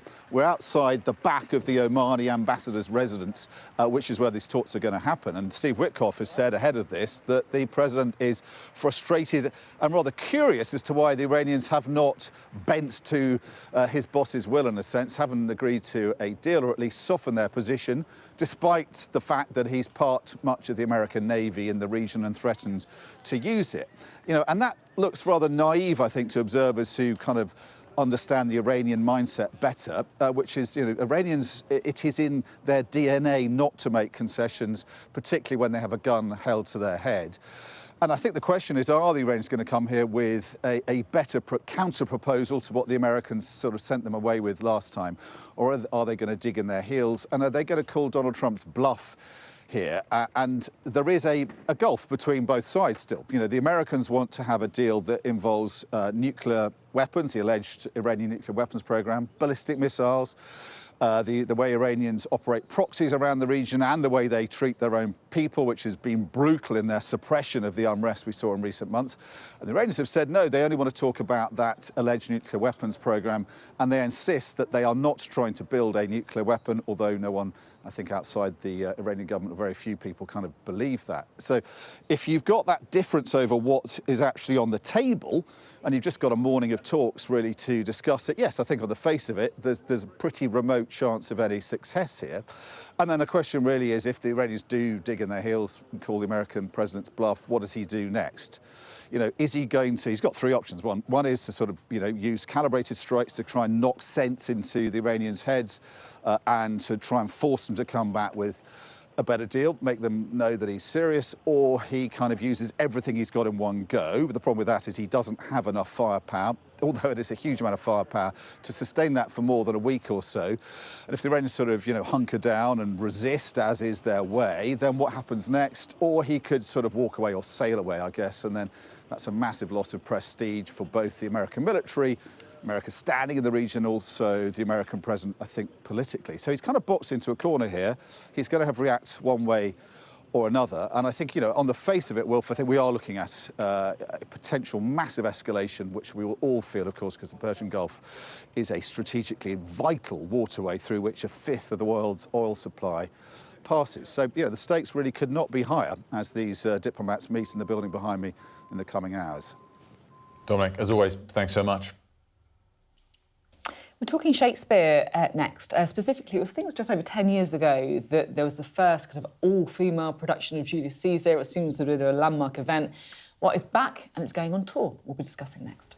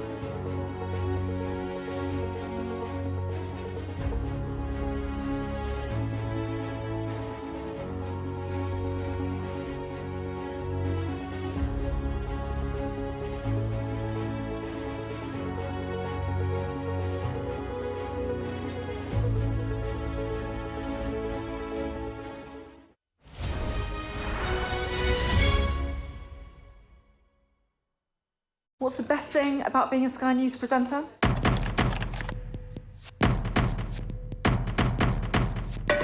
We've done the work and the reading, so you don't have to. Being a Sky News presenter. Hello and welcome. Westminster, the heart of British politics. I'm so sorry about what happened to you. So what on earth is going on? It's not true. Can I tell you what I think? It's really unusual. Mornings with Richard and Frost. Let's crack on. Let's get started. What's the best thing about being a Sky News journalist? Who's funnier? Being a Sky News journalist. A special edition of The World with me, Yalda Hakim. Pakistan had the right to respond. You're like, what? A historic day here today. Congratulations, this is a huge moment. But what happens now? Welcome back. Dame Harriet Walter will reprise her role as Brutus in an all-female production of Julius Caesar, a show widely regarded as a landmark event in theatre history when it first took place in 2012. So it's now heading on tour and it's bringing its distinctive take on the Shakespeare classic to school classrooms. We can speak now to the theatre director, Phillida Lloyd, who joins us now. Great to have you with us. So talk to us about what makes this particular production so special. Well, it was a project that was always about young people, and they were our most explosive and passionate audiences when we first made it in 2012. I think that you're looking at a group of women performing the play, women in prison, the most sort of voiceless and it was a group of people with no agency. And I think the young people recognised the power and fury of what they saw on stage and just thought it inspired them to think that they could somehow take part in it and find a voice. And the plan is to take this around the country in schools? Yes, going with the RSC they're partnered with 280 schools around the country, and we are going to set up camp in 5 of them for a week at a time and work with young people and look to inspire and unlock their responses to the play. And at the end of our tour, we're going to bring 200 of them back to Stratford with us to perform in a festival and hear what change they want to make in their worlds. And the project really is about looking to the next generation to go, we know we're in a mess, we feel paralysed. What can we do about this? I'm interested in the fact that it's an all-female production of parts that were written, obviously, by Shakespeare as male. Does it matter, do you think, when you're kind of switching the gender of characters? Is it all on the interpretation? What do you think? I think the plays were always written to be performed by one gender, at that time men, so you'd have seen women being played by men. Good point. And there's something about when you see one gender playing the plays where you stop thinking about, received ideas about how these parts should be played. You just start seeing the story in a completely new way. And I think that's what happened when we did it before. People came and said they heard parts of the play. They might have seen the play many times, but they heard parts of it they had literally never heard before. And that the story came across in a kind of blazingly clear way. Can I ask a broader question about the level of interest you feel in classic English literature, classic English plays like this, and Shakespeare specifically? Because we had Riz Ahmed on recently, who's got a film called Hamlet out. Obviously, there's Hamnet as well. Is it having a renaissance? Did it need to have a renaissance? I don't think it's ever gone out of fashion. I mean, this is one of the greatest plays about power and responsibility and abuses of power. It doesn't matter where you set it. When we did it the first time, the world was a completely different place. Dictatorships were falling left, right and centre in the Arab world, and we thought we were on the cusp of a kind of, as it's called, the Arab Spring. Now we're looking at another world where abuses of power leave us paralysed as to how to respond. And the play just seems eternally resonant, as do many other of Shakespeare's plays. But this, with Harriet at the centre of it, it's definitely one of the most gripping nights you could have. Yeah, I don't doubt that. It's an amazing play. Thanks so much for coming on and talking to us about it. Thank you. Now, it's National Eating Disorder Awareness Week, a campaign which aims to raise awareness and highlight the vital role of community to ensure anyone struggling never feels left alone. Now, to speak about this, we are talking to someone who is probably familiar to you. Certainly someone who's very familiar and affectionately held by me and Wilf. Sky's Mark Austin, and you've been an advocate for better care for eating disorders for a long time now, haven't you? How important is it to you? Well, it's very important, and it's because of what happened to my daughter. She had problems with eating, as a lot of teenagers do, but it was her descent and the rapidity of that descent from having problems with food, not eating, wanting to lose weight, to a very serious illness. Over a period of 6 months, she descended into a hell. I mean, we thought she was going to die, and we couldn't find the treatment, and we had problems finding the right resources, and she just wasn't getting any better, you know. So so mercifully she did get better, but it took a long time. We couldn't find the resources, and in the end I thought we needed to scream and shout about this. So we did articles in the Sunday Times, which led to a documentary on Channel 4, which, you know, is still, which I still get stopped in the street now about, oh, you know, how is she? And thank you for doing it. But it's not getting any better, which is why we need to talk about it now. Yeah. And that was 10 years ago that you made that documentary. And again, before we just touch on the now, I've rereading everything ahead of this, Mark. I was so struck by not just how bad it got, but how quickly it got so bad. It was. And I mean, maybe it's worth just reliving that because it underlines how bad just a simple eating disorder. Well, I didn't understand what was happening for a start. My wife's an A&E doctor, and she was struck by the speed with which it happened. We had no experience of it. I mean, it's a mental illness, but with the physical, I mean, 5% of people with anorexia go on to die, which is, you know, a staggering statistic for a mental illness. And she descended so rapidly that I thought, look, pull yourself together, you know, all you got to do is eat. And I misread the whole thing. And in the end, I was saying things like, if you want to go and kill yourself, just go ahead. And it got to a stage where we just didn't know what to do. And we tried to find help in the NHS, and it took a hell of a while to find that. We went private, which was a disaster. They tried to force feed her. They wanted to, you know, open her mouth, and I wasn't going to let that happen. She was in a dormitory with 12 other girls who were all getting the windows open at night, so they shivered more, so that they were trying to go to the toilet. It was just a really bad situation. And if we hadn't found a certain NHS hospital which took her in the morning by ambulance, fed her during the day, returned her to us, we would have really struggled. And it just led me to think, where are the resources? And, you know, we had Jeremy Hunt on promising that more would be done, but there is still no national strategy for eating disorders, for anorexia. There are, you know, it is piecemeal, it is postcode lottery. In some areas, you'll get treatment, in some areas you won't. And it's a disaster zone, it's not getting any better. Can I just say thank you for talking about this, genuinely. I feel like it is every parent's worst nightmare, right? And it's the fear that lots of us have as parents, like, what would you do? How do you cope? Because, like you say, it's like, I think it's all of us as parents feel like we wouldn't know what to do in that situation. Like, what do you do? I didn't know what to do. Yeah, this is it. Like, you know, what do you say? What's the right thing? You know, what are the warning signs? Well, I think the key is, look, Sweden's got a national strategy.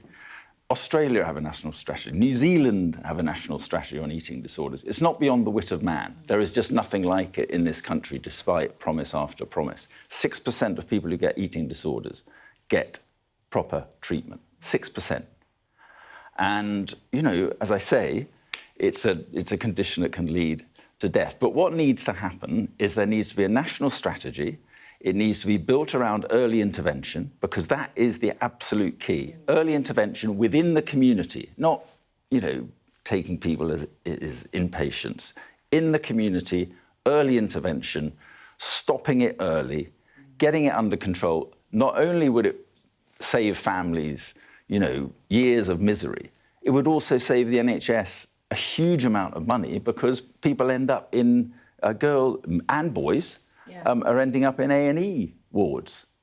And it's just not, it really isn't. I mean, it's not one government or another government, it's just a history of failure on eating disorders over a number of years. Can I just ask one other question about where this came from? Because it started just with a real depression, which morphed into anorexia, or not? No, it is the most complicated thing. I mean, I don't know where it came from. I still don't know where it came from. And by the way, she's doing well and she's moving on. She didn't want to come on here, although she fought the good fight with me earlier, because that was through anger, really. But she now just wants to get on with her life. But at the time, I wouldn't be able to tell you what it was. Like so many people, you know, she was on social media. She was an athlete, is an athlete, and she wanted to try and get her times down. I think that was part of it. But once it had got hold of her, it didn't let go. And as you point out, you know, it happens just so quickly, which is the importance of early intervention.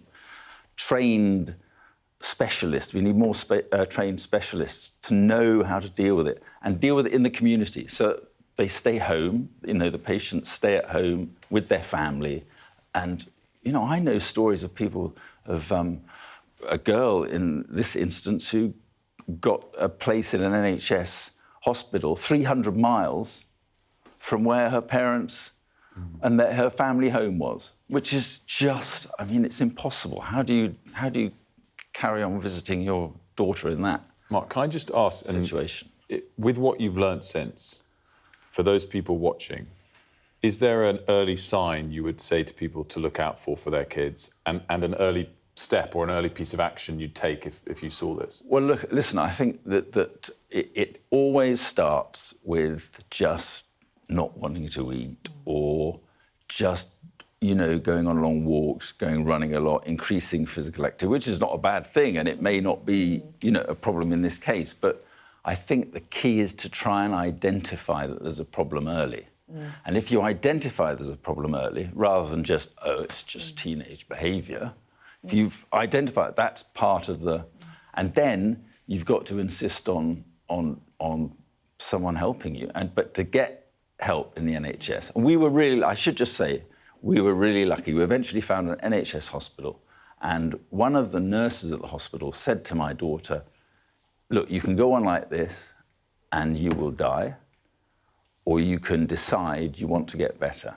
Yeah. And you won't. And she decided, you know, they have to decide they want to get better, and my daughter did. So early intervention, I can't stress. Early intervention and a national strategy. Yes, a national strategy, so that it's not that... some sort of postcode lottery that is, you know, just a pure chance whether you get treatment. And how is she now? She's good. Doing well. She's good, and she just wants to get on with her life. But, you know, she knows that what she went through could be a guide, if not, you know, some sort of lesson for others. But she just doesn't want to do it publicly.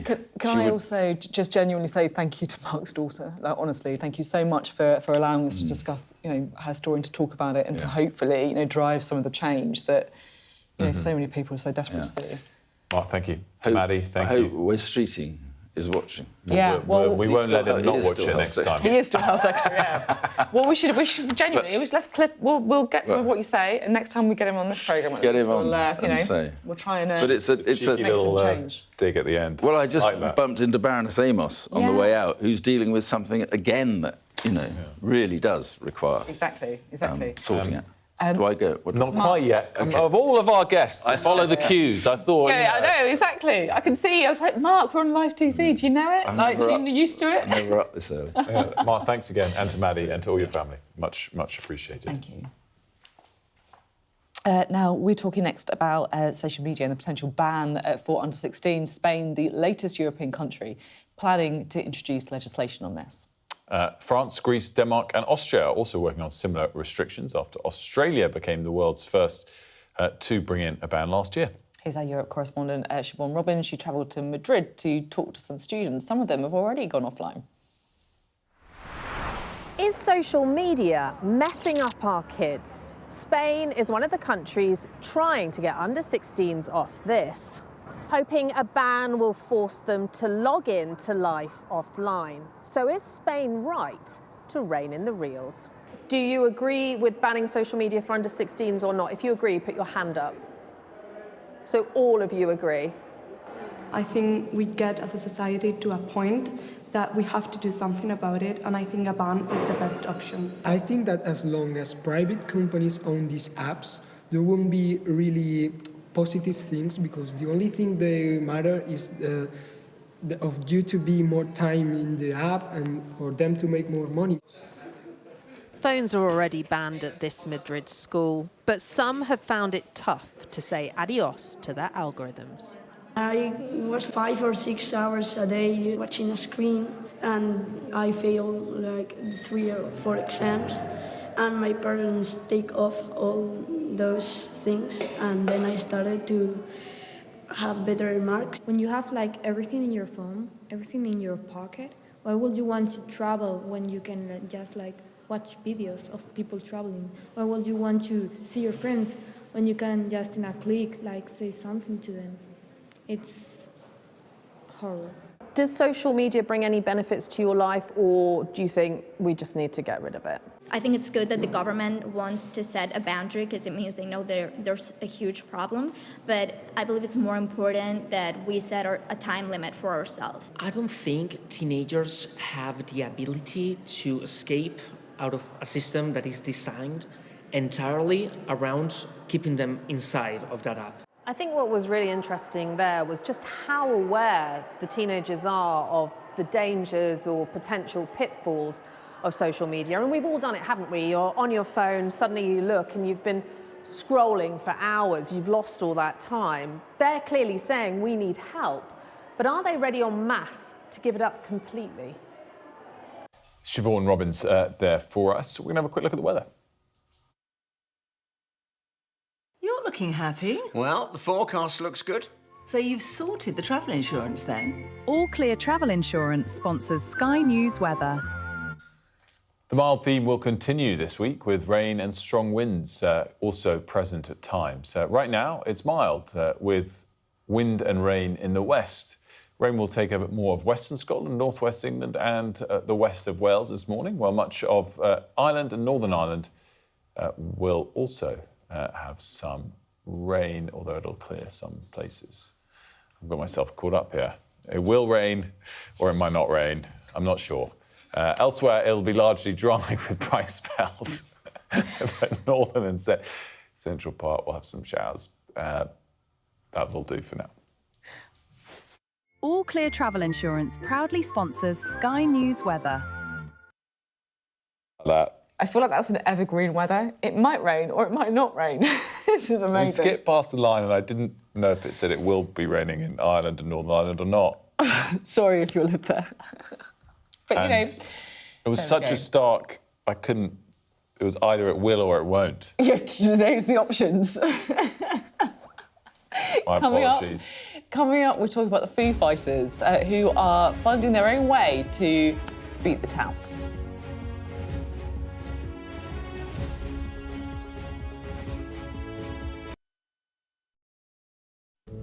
I'm Cordelia Lynch, Sky's Asia correspondent, based here in Bangkok. These slums, once gripped by fear and death. There is far less bloodshed now, but it hasn't gone away. Who's asking you to kill? The police will give me the orders, and after I kill the target, I throw the gun away. We try our best to uncover and unpick a fast-changing and deeply complex region. These large waterways provided an excellent source of body disposal. This is the Buriganga River, where victims who'd allegedly been shot dead were dumped. Sheikh Hasina, how confident are you that she will stand trial? She will stand trial, there's no doubt about that. We're going to take you to the very heart of a criminal network, going undercover inside Southeast Asia's scam centres for the very first time. We won't have any problems with police, it's okay. Just seen Imran Khan leave, and as we understand it, he's just been shot in the leg. They have decided that the only way they'll allow elections is if I am inside jail or killed. Sky News get the full story first. Chinese vessels start encircling the boat we're on, blocking its path. The Chinese are now deploying water cannons, firing it directly towards our boat. We've discovered doctors across Delhi dishing out pills like this, claiming they will provide a lifelong cure for homosexuality. Rohingya people fleeing an escalating civil war. The situation here in Cox's is desperate. An already insecure place does feel a lot more precarious. I'll tell you on another day on the podcast what that was all about. Welcome to the world. Come along for the journey, it'll be fun. Russia knows our weaknesses, but do you? This is the war game. There were a number of armed security. We want to discover, to find out what's really going on. Everything you need to know about British politics in about 20 minutes. I actually don't like political drama. So, where next? Available wherever you get your podcasts. The best thing about being a Sky News journalist? They call him the king of the jungle. Being a Sky News journalist. Yusra Al-Baghir has this report, and this is what's left of it. As a woman of colour, how did the Harris campaign speak to you? People risk their lives to speak to us for this report. Mr. Zuma, Sky News. We're trying to see as much as we can. Hello again. Now, talks between the US and Iran are going to be taking place in Geneva today against a pretty tense backdrop of military build-up in the region. Our Middle East correspondent Adam Parsons has been speaking to people in Jerusalem about how they think the talks will play out. Well, here in Jerusalem, in fact, across the Middle East, there is nervousness about what happens next. Will America and Iran come up with a deal? And if they don't, and maybe even if they do, is war going to break out? So we've come here to Jerusalem's old city, a place of Roman walls and echoes of past conflicts, to ask people what they think is going to happen. I'm expecting they're going to attack. Like, probably they say a few days going to attack. So I hope okay. You hope so? I hope, yeah. Why? Why do you hope? Because Iran, they give all the money to Gaza or the Hamas, so everything all comes from them, all the money. So I think you need them to take off the head and make a better world. Would you, if America doesn't attack, do you think Israel should attack? Yeah, I should. I should, yeah. If we won't attack, they will attack us. Are you worried or not? Not really, but it's tense. It's tense, unexpectedly. We don't know what's going to happen in the next hour. So people, some of them are really scared. But what's going to happen will happen. Well, what I hear, yes, to be honest with you, what I hear from the news, from the television, from everything, I think yes. To be honest with you, nobody like word. Nobody like word in all the world. Because my friend, word is kill everybody. Yani, look, like Jerusalem, we was closing 3 years for the corona. We open 1 year after the corona. We close now 2 years, you know, when we have the war again between Gaza and Israel. You know, the peace is the important things in all the world. The peace is the important things. I'm not nervous or anything. I'm sitting and learning in yeshiva here. You know, I believe in God, and I believe that whatever He wants to happen is going to happen. And so, you know, I think His plan's going to work. So you're pretty relaxed. I'm pretty relaxed. About whatever happens, happens. Whatever happens, happens. And it's His plan. So, you know, whatever happens, happens. Now, more to come on that with Dominic Waghorn as well next hour as we build up to those all-important talks in Geneva. Now, we're lucky in Britain that our world-class museums are free. Yeah, we are. And last night, Tracy Emin, the artist, shared her thoughts on how we can keep it that way. So she was talking as an artist and trustee of the British Museum, and she said that someone like her should join every membership scheme at museums that they visit and automatically tap and make a donation. So in other words, wealthy people need to do their bit to try and support museums and make sure they can be free for everyone else. You have another option. Oh, yeah. So I do think it is interesting, I choose my words carefully, that we don't charge tourists for museums, art galleries. You know, if I go to another country, then, you know, I wouldn't think twice about paying entry for, you know, an Italian art gallery. It can be quite expensive as well. Yeah, exactly. And I think that could be a way, you know, if you show that you're a resident or in the UK, then you get the free pass. Yeah, I didn't know as well whether she was suggesting that all people above a certain threshold should pay, regardless. She's sort of saying that people should join memberships if they go to them a lot and they can afford it, which I get. And donate as well. Yeah. Because, like, you know, I think they always have the tap in and no one ends up doing it, right? I mean, the other thing, of course, there are some people, we're talking about the 0.001% super wealthy people who are big benefactors of certain museums, you know, and obviously leave huge amounts, get a sort of small room named after them or whatever. But it's... So I guess some of this sort of approach does already happen. Yeah. Let us know what you think as well. What's your favourite museum, Will? Or art gallery? The two that my son likes, natural history and science. They're great, to be honest. Great. Let us know, mornings@sky.uk. We've had quite a lot of feedback. Great at going to them beforehand, anyway. We've had a lot of feedback as well, we should say, on the chat we had a bit earlier about whether or not we're losing the art of conversation, whether or not we should be talking to each other more. Kevin messaged me on X to say that he absolutely loved the piece on speaking to people you don't know. I love to speaking to people I don't know and learning about them. I'm surprised I haven't been banned from buses. Keep doing it, Kevin. We'll pro it.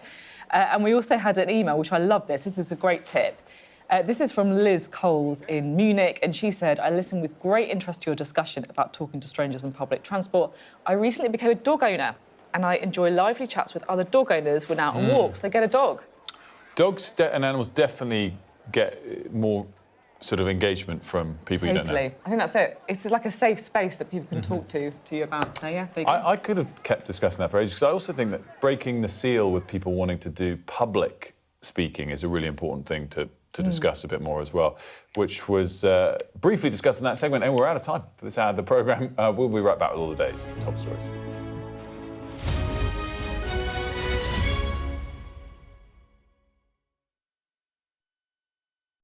The best thing about being a Sky News journalist? I'm going to take you behind the scenes here for Election Night Live. They have gone up and up. Being a Sky News journalist. Ed Conway, Sky News, is anyone going to talk to us? Mortgage rates did go up very sharply during your time in office. Here it is. First off, just the scale of what we're looking at. Our data shows it's been happening. Question is why it hasn't been stopped.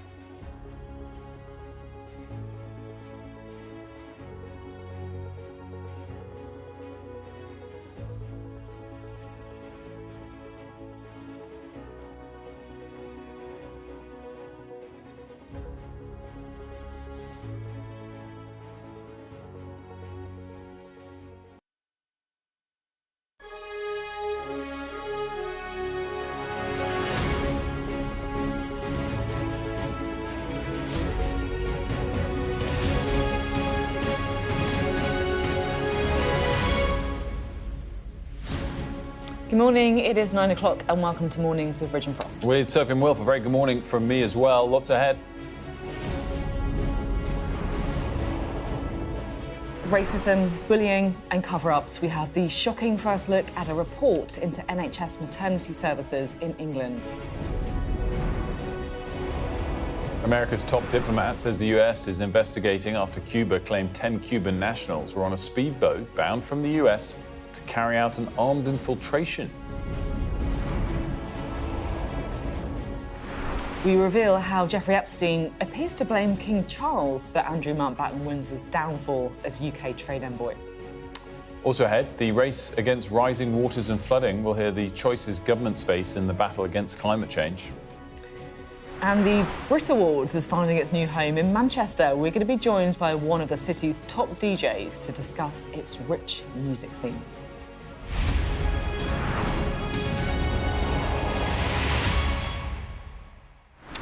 Very good morning to you. We've had our first glimpse of the report into maternity services across the NHS in England, and already it makes for shocking reading. It's been led by Baroness Amos, who today lays out repeated failures in the service, saying the cycle must stop. There's a lot in it already. We're just going to highlight 6 particular factors that Baroness Amos says are causing some of these problems. So the first one, I guess, is the obvious one, staff shortages, midwives not having enough continuity of care. The second is capacity issues, so that's things like hospital beds, it's like space in birthing centres. This one, though, I think is particularly key, leadership problems and culture problems as well. So, in other words, if something goes wrong, which it does in the NHS, it's a tendency to close ranks, to try and cover things up rather than transparency. She also found some disturbing racism and discrimination. Just to give you one statistic, black babies twice as likely to be stillborn than white ones, and a lack of accountability. So again, I guess that kind of leadership and cultural issue we were discussing before, plus hospital conditions, which could be anything from, midwife care to not having enough beds for women and babies as well. So lots there to talk about. We spoke to Baroness Amos about her report. One of the particular issues raised was this one, babies being classified as stillborn when parents believe they have been seen signs of life. We are looking at this in a lot of detail. I am not sure that as an investigation team we are qualified to be able to make that as a recommendation, but we've talked to a lot of families. This is a deliberate strand of work that we are doing because so many families raised it as a problem. It's interesting as well. Can I just say, it's just too soon to say what the recommendations will be. But we are looking at what kinds of recommendations we might be able to make. Well, Laura joins us now, and Laura, of course, has been looking very closely at this topic as well over the last couple of years, but most recently.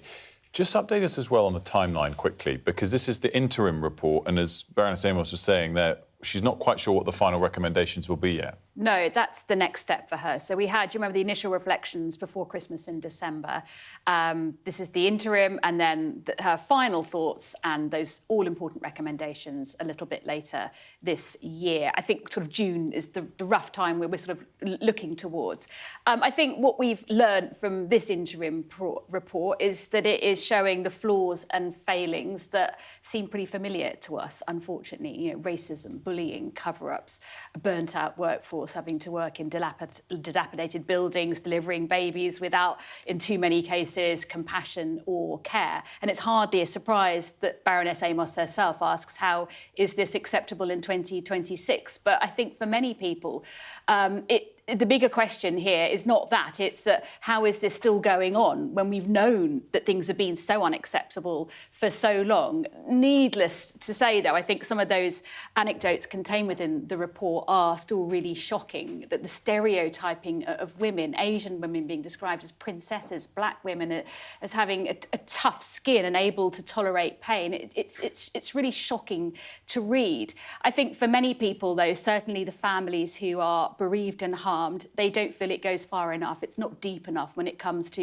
examining the harm that they have suffered, and in so many cases continue to suffer as well. So everything in the 33 pages, like I say, it's a disturbing read, but it's nothing new.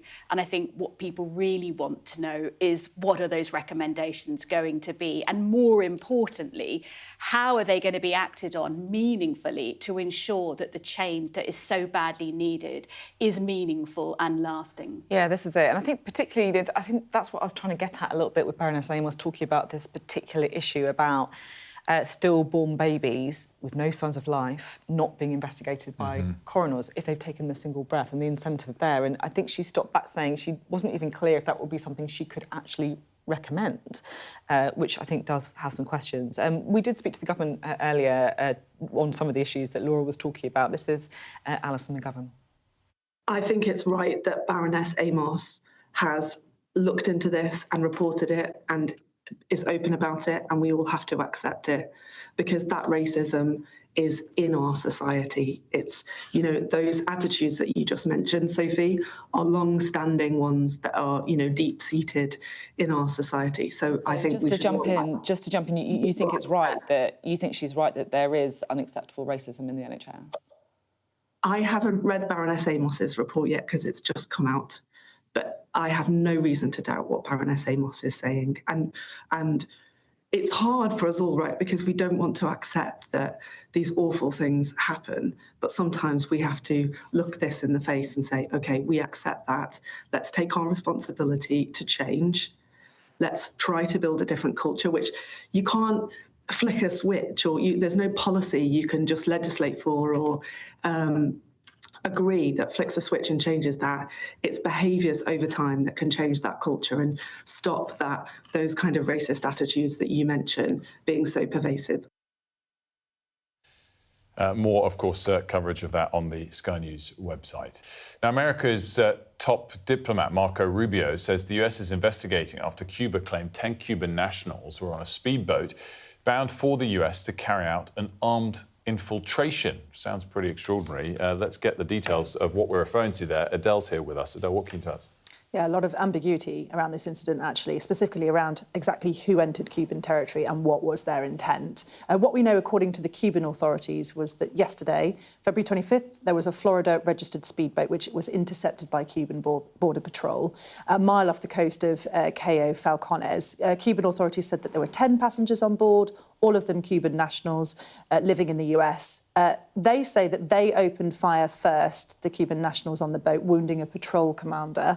And in response, Cuban forces fired back, killing 4 and injuring 6 others. Now, they've also said that the men on the boat were all wearing camouflage. They had assault rifles, handguns, homemade explosives, and ballistic vests. And they said that they believe that the group was comprised of anti-Cuban government Cubans, some of whom they say were previously wanted for plotting attacks. They've actually even gone further now and said that they had a known history of criminal and violent activity. Now, the US Secretary of State, Marco Rubio, has been very quick to say that this was not a US government operation. It shows how quickly he's come out and said this, that the US wanted this known as soon as possible, that this had nothing to do with them effectively getting in there before Cuba started to point any fingers. Now, the US has also said that it's gathering its own information to verify what happened, but so far all the details that we have come from Cuban sources. It's also worth mentioning, though, that this is a critical time, isn't it, between the two countries. The relations and the tensions are already arguably at breaking point, considering the stress that's in Cuba within its borders at the moment in terms of there's blackouts that after those imposed fuel sanctions. And, of course, last month, Trump redesignated Cuba as a sponsor of terrorism. So I think it's important to state we don't actually know exactly what happened here. And I think on both sides, they're trying to clarify, particularly the US at the moment. Oh, great stuff. Thank you. Now, talks between the US and Iran will take place in Geneva today against a pretty tense backdrop of US military build-up in the region. And Donald Trump has said his preference is diplomacy, but of course he hasn't ruled out military action. Let's bring in Dominic Waghorn, who's in Geneva for us ahead of these talks. Dominic, Is this the first round of talks, and has there been much progress in the past? I guess it's a different way of asking, is there high hopes that this round of diplomacy will work or not? Well, these are the third talks that we've had as part of this sort of round of diplomacy trying to avert war over Iran, and I'd say hopes are pretty low. I think we're managing expectations, Wilf. To give you an idea of where we are, we're in the sort of upscale part of Geneva, on the banks of Lake Geneva here, and this is where diplomats have their residences, and we're on the road sort of just behind the Omani ambassador's residence, and that is the venue for these talks. So we've not sure which car this is, so it's a Corps Diplomatique plate on the back there, so a diplomatic car going in, but we've watched the Iranians, we think, going in a convoy, and I think we've got pictures of the Americans arriving about half an hour ago, and in those cars, the Cadillacs and other vehicles arriving this residence half an hour ago were Steve Witkoff and Jared Kushner, we think. So Donald Trump's former golfing buddy turned chief negotiator, and Jared Kushner, the president's son-in-law, arriving here for what are crunch talks, make or break talks really, between them and Iran's foreign minister Abbas Araghchi. Now, last time they met, Witkoff said to the Iranians what he believed his American president wanted, his president wanted to hear from the Iranians, and the Iranians went away to think about it. So the question is, are they going to come back here with a sort of counter-proposal that the Americans can work with? And I think the crux of the diplomacy here is a couple of things. One is that the Americans want a complete end to Iran's nuclear enrichment program. You'll remember last year that Donald Trump said that Iran's nuclear weapons program had been obliterated, but since then they've kind of accepted that it hasn't been, and they believe the Iranians are not just trying to build the bomb again, but are reasonably close to doing so. The Iranians totally refute that. They say they're not trying to build a bomb, but they do need to be able to keep enriching uranium for civilian purposes. So there's a big gap there, but the other problem, of course, is the Americans also want to talk about Iran's ballistic missiles program, and the Iranians so far are refusing to do so. So that is the kind of diplomatic conundrum. They've only got a morning to sort out, so I think, you know, the chances are fairly limited of that happening. But I think the other question, Wilf, is this actually a sideshow, a charade that the Americans are going through while they put in place the final bits of the kind of military planning that they want before they launch an assault on Iran? I think that's, you know, an unanswered question as well. So if there isn't a breakthrough here today, I think we're going to get much closer to a huge amount of American military firepower being built up in the region, then being used on Iran, and then possibly a very big Middle Eastern war erupting. Gosh, the stakes are high. Dominic, thanks so much for setting it up for us. A crucial day of talks there in Geneva ahead. Now, Sky News can reveal that emails found in the Epstein files appear to show the convicted paedophile Jeffrey Epstein blaming the then Prince Charles for Andrew Mountbatten-Windsor's removal as UK trade envoy. Let's bring in Lucy to tell us more details of what's still emerging from these files. Yeah, it seems a new day, new revelations, and they're just going to keep on coming. But if we just go back to 2011, so Andrew was in the trade envoy role. He had to step down because there was just growing scrutiny over his association with the convicted sex offender Jeffrey Epstein. So in this email that we've uncovered in these documents, an associate of Epstein points out there's lots of TV coverage on PA. We understand that's Prince Andrew, an always big feature on you. He's talking to Epstein. Epstein replies, and he says, I assume he knows that this is Charles's doing, obviously implying that, well, Charles was to blame for Andrew being forced out of that role. So potentially good for Charles, showing that he was involved with this decision. But also, you know, it's important for context. This is in December 2010. Andrew went to New York. He claimed at the time to end his relationship with Jeffrey Epstein. And as we are seeing, there are questions over whether that relationship was ended at the time. Andrew, of course, has always denied any criminal wrongdoing. Yeah, important to say. Lucy, great stuff. Thank you.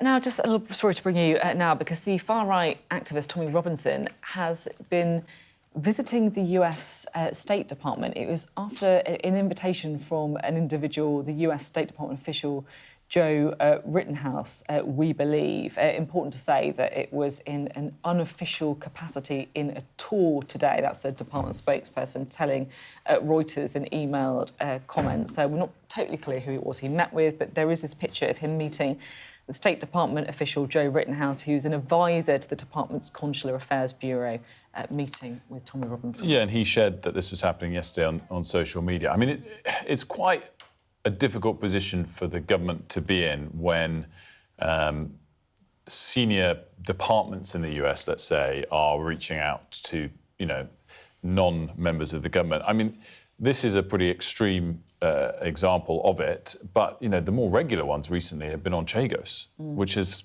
essentially led to a big change in position from the US administration and a change in policy here. And a number of different members of non-Labour members from the Conservatives to Reform have kind of lobbied the US government on it. So it's difficult for Starmer. And as you say, there's certain issues that are coming up, right? Chagos is one, free speech, decisions and so on, which feels quite unusual, I guess, for kind of a US administration to be so, I guess, involved. I think there's been a bit of a change as well. I mean, I think in the last month or so, and Chagos being the kind of key area where that kind of really showed itself, where you do see the previous deep warmth from Trump towards Starmer personally maybe easing a little bit, or certainly causing him headaches with the Chagos. Lots more coming up after this very short break.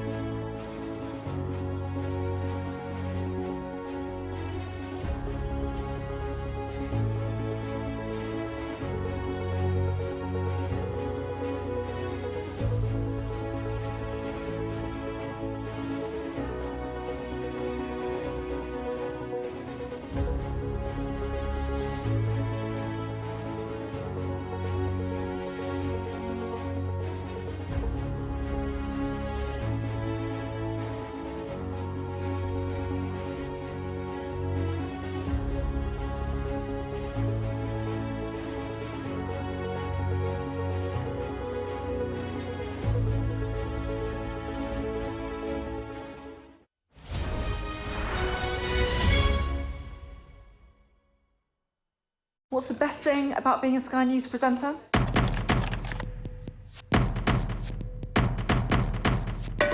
We've done the work and the reading, so you don't have to.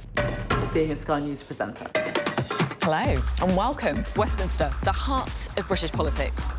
I'm so sorry about what happened to you. So what on earth is going on? It's not true. Can I tell you what I think? It's really unusual. Mornings with Rich and Frost. Let's crack on. Let's get started. What's the best thing about being a Sky News journalist? Who's funnier? Being a Sky News journalist. A special edition of The World with me, Yalda Hakim. Pakistan had the right to respond. You're like, what? A historic day here today. Congratulations, this is a huge moment. But what happens now? Welcome back. Time to speak to the Conservatives. We're joined by the Shadow Defence Secretary, James Cartledge. Very good morning to you. Thanks for joining us. Wanted to start with the Chagos Islands. I mean, what is your take? There's a bit of confusing messaging yesterday. Do you think the deal is now off or not? Well, I mean, the word confusing is, I think, the optimal word. There was one point yesterday afternoon when 3 online newspapers have 3 different headlines. One was that the deal was paused, one that it wasn't paused, and one that there was uncertainty over whether it was paused or not. I think that summarised the position. I'm not sure the government know. But this is incredibly important, so we do need greater clarity from them. Are they still proceeding? Are they waiting on what the Americans say, which was the implication of what Minister Faulkner said yesterday. From our point of view, they should scrap it. This is a very bad deal, extremely expensive for taxpayers. We think it's our sovereign territory. We should keep it that way. That's good for our national security. It means we don't pay billions to rent back our own land. We were speaking to a former Foreign Office member earlier this week, and even though he's now out of the Foreign Office, he acknowledged how much he couldn't address about this issue because it falls under the Official Secrets Act. Obviously, you were a former Defence Minister. Do you accept that there is a lot of playing politics on an issue of national security, which is putting the government in a much harder position than they need to be? Maybe it's not perfect, maybe some politics is warranted, but do you think that that is happening in a way that is not particularly constructive for our national security long term? No, I don't agree. I mean, we are entitled to take passionate views on things we care about. My party feels very, very strongly that we shouldn't be giving away sovereignty of these islands, which contain one of the most important military bases in the world. Now, if you talk about playing politics, it is certainly true that we held discussions with the Mauritians, but of course we couldn't come to acceptable terms, and that is the point for me. Just because one talks to another country, if you come to a deal, the terms have to be acceptable. These terms are terrible. I think most independent observers would think that. And it's not playing politics to say to taxpayers, you shouldn't be forking out $35 billion to lease back land that we own as a sovereign nation. And I think irrespective of any sort of secret stuff, I think that is pretty, in plain sight, a very bad deal. But there is nonetheless acknowledgement that there's a lot of secret stuff that you and the government are aware of that, you know, no one can speak up about, which puts them... And the same didn't happen when you were in power. I guess the other point is you were also lobbying the US to pressure the government from a position of being in, you know, Parliament, yes, as the opposition, but not with a huge number of seats. That is also not particularly constructive for long-term national security and is not the norm. I think it's absolutely standard that when parties in opposition, they meet with... I meet with other sister parties, like the CDU in Germany. We meet with Republicans in Washington and with other parties. I mean, recently met with the Ukrainian and Polish delegation. We do that all the time, and obviously we share with them our view on world affairs. But do you get them to... It's not normal to get them to directly lobby the US administration to undermine the Prime Minister? I think it's absolutely standard, and we think it's in the national interest. We as politicians act in what we believe, rightly or wrongly, to be the national interest, and we think the national interest is not being served here. And just on the secret point, Wilf, because it's a very fair point, the actual issue that is the reason the government are doing this is in the open, and it's to do with what they think is a threat of a binding legal judgment. The Secretary of State for Defence, my opposite number, last summer, who made the statement revealing they were going to do the deal, he said that if they didn't do this deal, within weeks there'd be a binding ruling against the UK, a binding ruling, and that would have been in ITCLOS, the Tribunal on the UN Convention on Law of the Sea. Now, we have discovered that there is this Article 298 of UNCLOS, and I appreciate this is technical, that basically means military bases are exempt from that. And yesterday, back in the Commons, Faulkner, the Foreign Office Minister, couldn't answer questions about it. Couldn't even answer them. So there's very huge unanswered questions here. We think that legally the government don't need to do this. We disagree with them. And finally, on the politics, in my view, why are they therefore doing it? I'm afraid I do see in this a bit of what I call the Foreign Office defeatism, the sense in which they're just not willing to stand up and be strong. We think we should do that. It's our sovereign land. If people want to take legal action, we should defend ourselves in court, etc. But ultimately, this is sovereign territory, and we should keep it as a British territory. I wanted to talk about Prime Minister's questions yesterday. Do you genuinely think that Labour MPs are defenders of paedophiles? What Kemi said was a quote from widely reported across newspapers of what a female Labour MP said at a meeting of Labour MPs. And all the reporting of that meeting showed those Labour MPs were incredibly angry with the Prime Minister Keir Starmer because of these appointments. Peter Mandelson, close associate of a convicted sex criminal. Doyle, associate of a sex offender. And that's the reason they used that phrase. And Kemi was simply reporting that phrase back that had been used by a Labour MP. I think that's a kind of tenuous and generous attempt to cover things, but that may or may not... I'm not covering anything. It happened in broad daylight. No, I'm saying in order so that you can't be held to account for whether you genuinely believe it. And that's fine. That was said yesterday. I'm just saying, I am asking you now, do you personally believe that the people sitting opposite you in Parliament yesterday want to defend paedophiles? Do I think... I'm asking you wait a minute. directly. Well, I'm answering it. Do I think that this Prime Minister has performed absolutely disgracefully in the way he's handled Peter Mandelson? Yes. In the way he's handled the grooming gangs, which is an incredibly serious, sensitive case, and the Doyle appointment as well. It was Labour MPs who said this, and they're saying it because he's failed them, and that's why his future is now in doubt. That was your last answer. But do you personally believe the Prime Minister wishes to defend paedophiles? I think he's failed in this area, and that's why the Labour MP said that. You're throwing at me something I didn't say. Your leader said it, and you're her representative. She was reporting what a Labour MP said. Those words were used by a Labour MP. If they hadn't said it, she wouldn't have said it. She's not inventing that phrase. She's reporting back what was widely reported in the media, what a female Labour MP said at a meeting of Labour MPs, because they're so angry with their own Prime Minister's handling of Mandelson and all these matters, which is now going to become one of the biggest political scandals.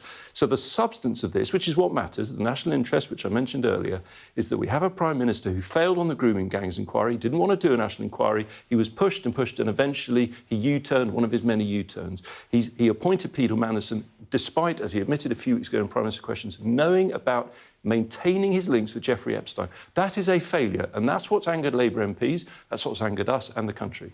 Yeah, I think there's the difference, though, between the specific language and maybe political mistakes that were made then. Just very quickly, Iran, do you wish great success in the peace talks today?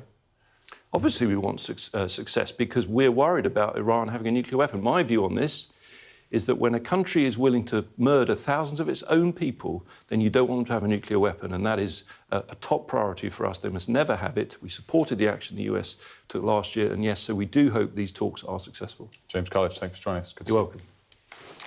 After the break, we're going to be talking about the Brit Awards, of course, approaching this weekend. We'll be right back.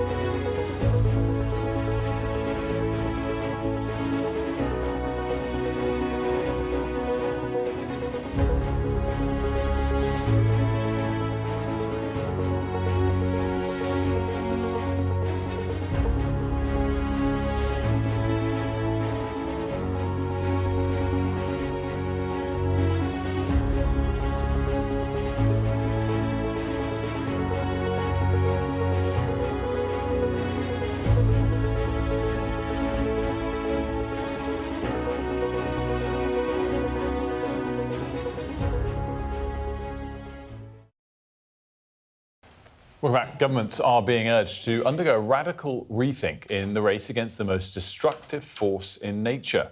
So this is the ongoing battle with rising waters and flooding. And look, it's making us ask a lot of questions about the choices we face in our future and if it's high enough on the political agenda. Joining us now is Jeevan Vasagar, the climate editor at The Observer.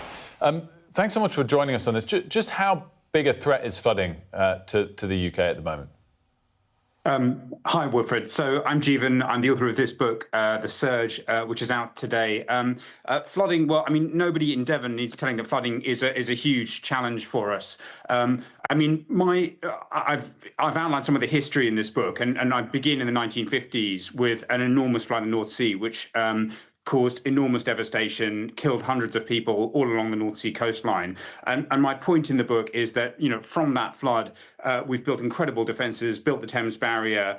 We've really changed the way we approach floods at that point in history. But when a disaster is a long way behind us, we stop thinking about it. And now we're sleepwalking towards another sort of potentially another huge cataclysm if we don't think carefully about how we deal with climate change and how we deal with flooding in future. Do you worry about, I guess, the politics of even the word climate change? Do you think that the political attitude has changed?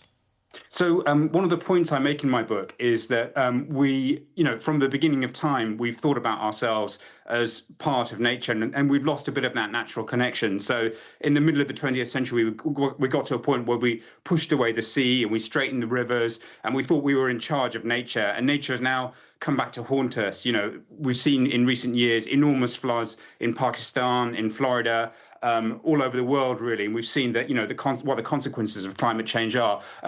And at the same time, there's a kind of sense of denial about it. There's a sense that, you know, we don't really want to think about the consequences of what we've unleashed on the world. I mean, I am enormously hopeful about this. I think, there are a number of politicians who do grasp the scientific reality. You know, when disasters hit home, we are able to respond very quickly. We've got the technology, we've got the money. But I think there's a part of human beings that just doesn't want to face up to big challenges and think about the consequences of our actions. And, you know, in fairness, you know, fossil fuels are still the energy basis of our civilization. They are still kind of vital to how we power our homes, to how we power most of our transport. And it's really hard to wean ourselves off them.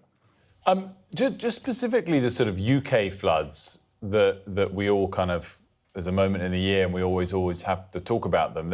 They're often in the same parts of the country. I mean, does that suggest it's actually much harder to prevent them than we might conclude from what you're saying with this optimistic take? I mean, if it is easier, why does it keep happening in those specific areas?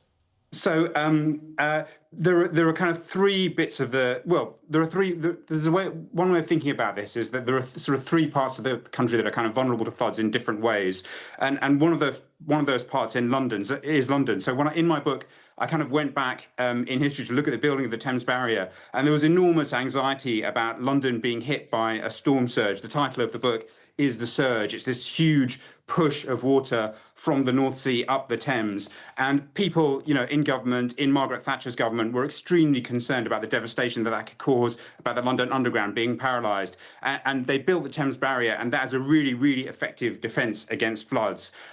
But what you've also got is bits of natural coastline where the sea is dumping sand or taking rock away. And in those parts of the country, we can basically just leave the sea to their own devices.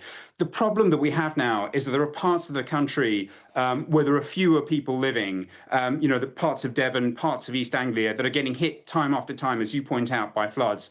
And people in those parts of the country are being cut off. And there's a real question mark about how much money we're willing to spend on those parts of the country, how much money we're willing to spend on areas like Yorkshire, East Anglia, Devon, or whether we're going to see people becoming climate refugees in those places and being forced to move. And one of the points I'm making in the book is that we really need to have a conversation about this. We need to have a conversation that involves those people and say, you know, how do you want to live? How resilient are your homes? How much money can be spent on protecting these parts of the country?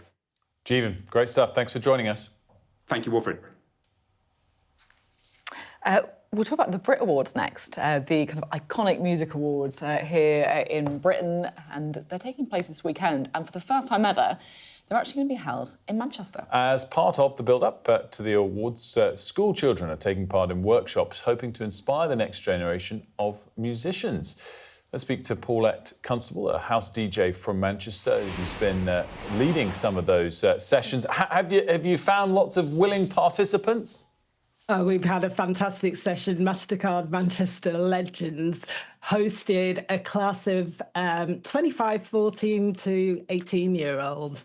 And we had a masterclass and a bit of a workshop about how to get into the music industry, but by a different path, and a path they didn't quite expect. And they were absolutely fantastic. It was just a great session. Can I talk to you about how the Brit Awards are coming to Manchester for the first time? How important do you think it is that they are getting out of London and going to Manchester, home for so much iconic music? Well, I mean, Manchester is musical city, full stop. It has music running through its DNA. But more than that, I think it's really important to kind of integrate all parts of the country when we're talking about British music. Britain is everywhere. It's not just London. It's Manchester, it's Liverpool, it's Leeds. But Manchester has this site. There are over 215 live music venues in Manchester, and our kind of musical infrastructure is really strong. It's very, very powerful. We have, with Co-op Live, one of the biggest music venues in Europe, if not the world. So we more than qualify to hold an event of this scale and to showcase everything that Manchester has to offer in terms of its talent, in terms of its back and front of house. We have everything here. And we should shine a light on it. It's time. Can I talk to you about your own hopes for the Brits? So just looking at a few of the kind of nominations, you've got kind of the pop acts, Olivia Dean, Lola Young, then you've got people like Wolf Alice, Fred again. I wonder if I'm sure you've seen some of those incredible sort of gigs that have been popping up all over my social media feeds. I'm very jealous of anyone who's gone to see. Is there anyone that you're kind of crossing your fingers and hoping is going to win? Well, I'm definitely crossing my fingers for Lola Young, her journey in terms of, I think she came to light, was she a Brit School alum anyway?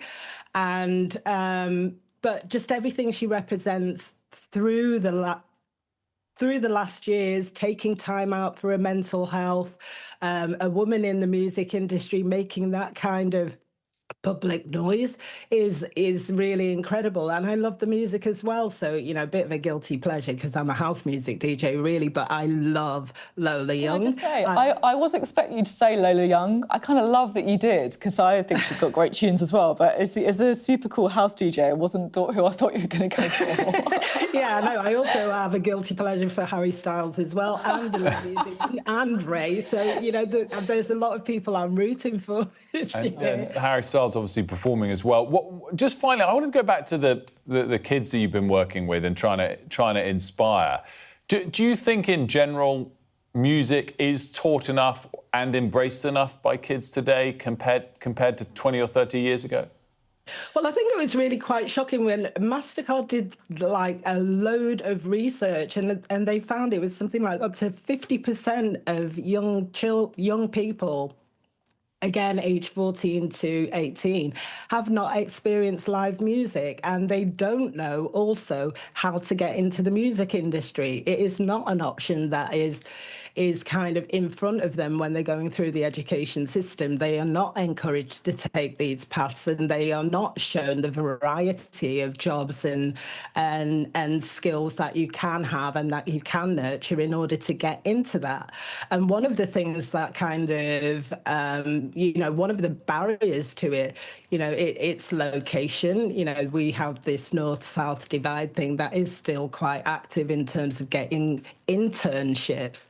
And then there's the financial side of it as well. We haven't all got the bank of mum and dad to support us when we get into, we need to go for an internship and we have to travel down south. So it's really important that organisations like this, like MasterCard, do put in the money where the mouth is and support that kind of education and really representation is all. If you can see it, you can be it. So, you know, in terms of the Manchester Legends initiative, they're showcasing jobs from, you know, myself. It's a job that you wouldn't necessarily think of, DJing, and then they've got a photographer, Kevin Cummins. There's a sound engineer, and there's Millie May, who is a campaign manager at Co-op Live, and they're all different jobs. But, you know, you wouldn't. Nobody at school told me that kind of thing existed. So, you know, it's just a magical thing to represent that and to show. Message. It really is a great message. And it's been great to have you on as well. I feel quite excited now about the Brit Award. So, thanks so much for coming on and sharing that with us. Now, sticking with music, the Foo Fighters have gone old school in their battle to beat ticket touts. Yeah, I love this. So earlier this week, they announced a few surprise gigs, little intimate gigs in Manchester, Dublin and London. And tickets could only be you could only buy the tickets in person from the venue a couple of days before the show. So it does feel like this was like a way of getting, you know, to the real fans, away from the touts, all that kind of stuff as well. And Jade Seabrook is a Foo Fighters fan from Hertfordshire who managed to get tickets on Sunday for the gig in London and joins us now. I guess first question, how was the gig? Oh, it was wonderful. It was just an unbelievable, it felt like a once-in-a-lifetime opportunity, to be honest. Yeah, I love this. I've seen the Foo Fighters a couple of times, actually, a couple of times at Glastonbury in particular, and they are amazing live. So talk to us about the process. It kind of brings you back to those old, like, pictures you saw of people, like, queuing up outside record stores to get gig tickets and stuff like that. Was there a big scrum? How early did you have to turn up? So I actually got my tickets through my sister. So she called me about 3 o'clock on Sunday afternoon, just a few hours after they had announced, and she saw it on Facebook. She just happened to be right by the Shepherd's Bush Empire where they were playing last night. And she called me up and went, "Happy birthday, you're going to the Foo Fighters in 3 days." And it happened to be my birthday, so it was just a win-win all around. But she said that there's only 2,000 tickets available at that venue. And so she was kind of thinking, oh, we might not get them, but lucky enough, we did. Good sister. I was going to say, amazing sibling there. I would have just sort of quietly kept the tickets. Probably sold them for a profit. Well, no, joking. That's a joke. Not allowed. But my question was, I don't know if you know this, if it was a surprise birthday present, but do you know how much they cost, and did it end up therefore costing those 2,000 people quite a lot less than where average prices have been in recent years? Yeah, so they were £99. So I guess like not cheap, just below average of what ticket prices are now. But I think what we kind of loved about the whole situation was it did really go old school. It took you back to the days where you had to like either phone up the box office or turn up to the box office and you'd find out about the advertisement in like the local newspaper or something like that. And there's a lot of controversy now around things like these ticket websites, and you're sitting in queues and virtual queues for hours on end, 200,000 people. You might get kicked out, system might crash, and you might not even get tickets, and then the dynamic pricing conversation. I think it's one of those things where Foo Fighters are one of those bands who just always give back to their fans, which I think is what people love about them. Great stuff. Thanks so much for joining us. We really appreciate it, and particularly great to get you morning after a gig. Yeah, you did well. Yeah. Oh, you a look little very bit fresh broken on the faced. inside. Amazing. You can crawl back into bed. Yeah, absolutely. Thanks so much. Now, there's a bit of an update we want to bring you through now. It's about a sister dying of one of the most controversial and most difficult pieces of legislation that Parliament is trying to bring through, because we can tell you that the government is not going to be giving the assisted dying legislation more time in the House of Lords. And that means it almost certainly will fail. On today's edition of the Politics at Sam and Anne's podcast, our Deputy Political Editor, Sam Coates, explained how this might happen. I heard last night that the government chief whip in the Lords, Roy Kennedy, Now, he indicated yesterday something big to do with the assisted dying law that is wending its way through Parliament, the private members' bill to legalise that. And it's something that will, in effect, quite possibly kill the bill. He told the Parliamentary Committee, a Labour body of MPs and peers, that the government would be giving it no more time in the Lords. Now, just a bit of background, this bill, the Kim Leadbeater Private Members Bill, needs to pass before May, the King's Speech, and the end of this parliamentary session. And if it doesn't, it falls and everything needs to start again. It's currently in the Lords, and because it's a private members' bill, it can only be dealt with on a Friday under existing rules. There are only 6 Fridays left.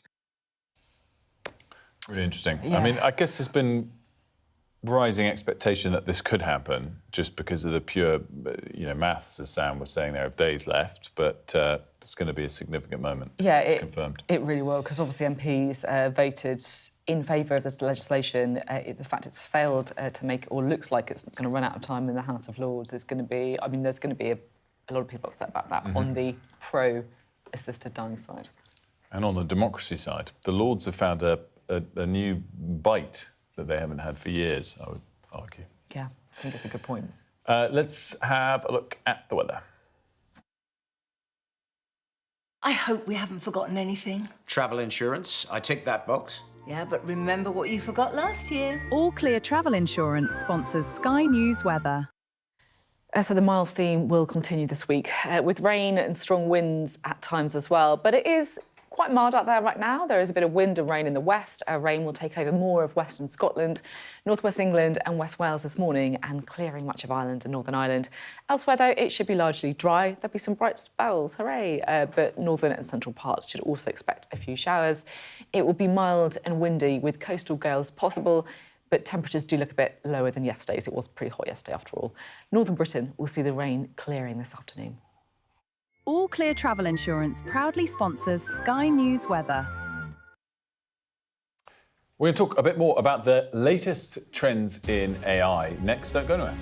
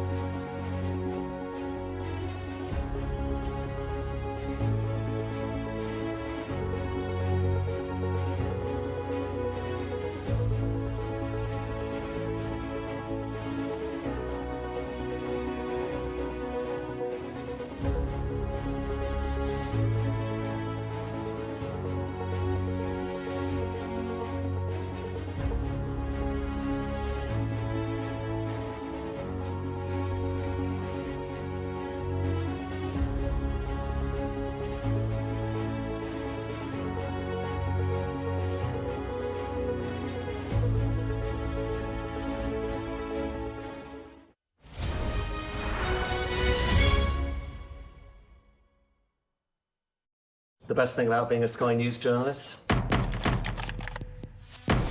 going to take you behind the scenes here for Election Night Live. They have gone up and up. Being a Sky News journalist. Ed Conway, Sky News, is anyone going to talk to us? Mortgage rates did go up very sharply during your time in office. Here it is. First off, just the scale of what we're looking at. Our data shows it's been happening Question is why it hasn't been stopped.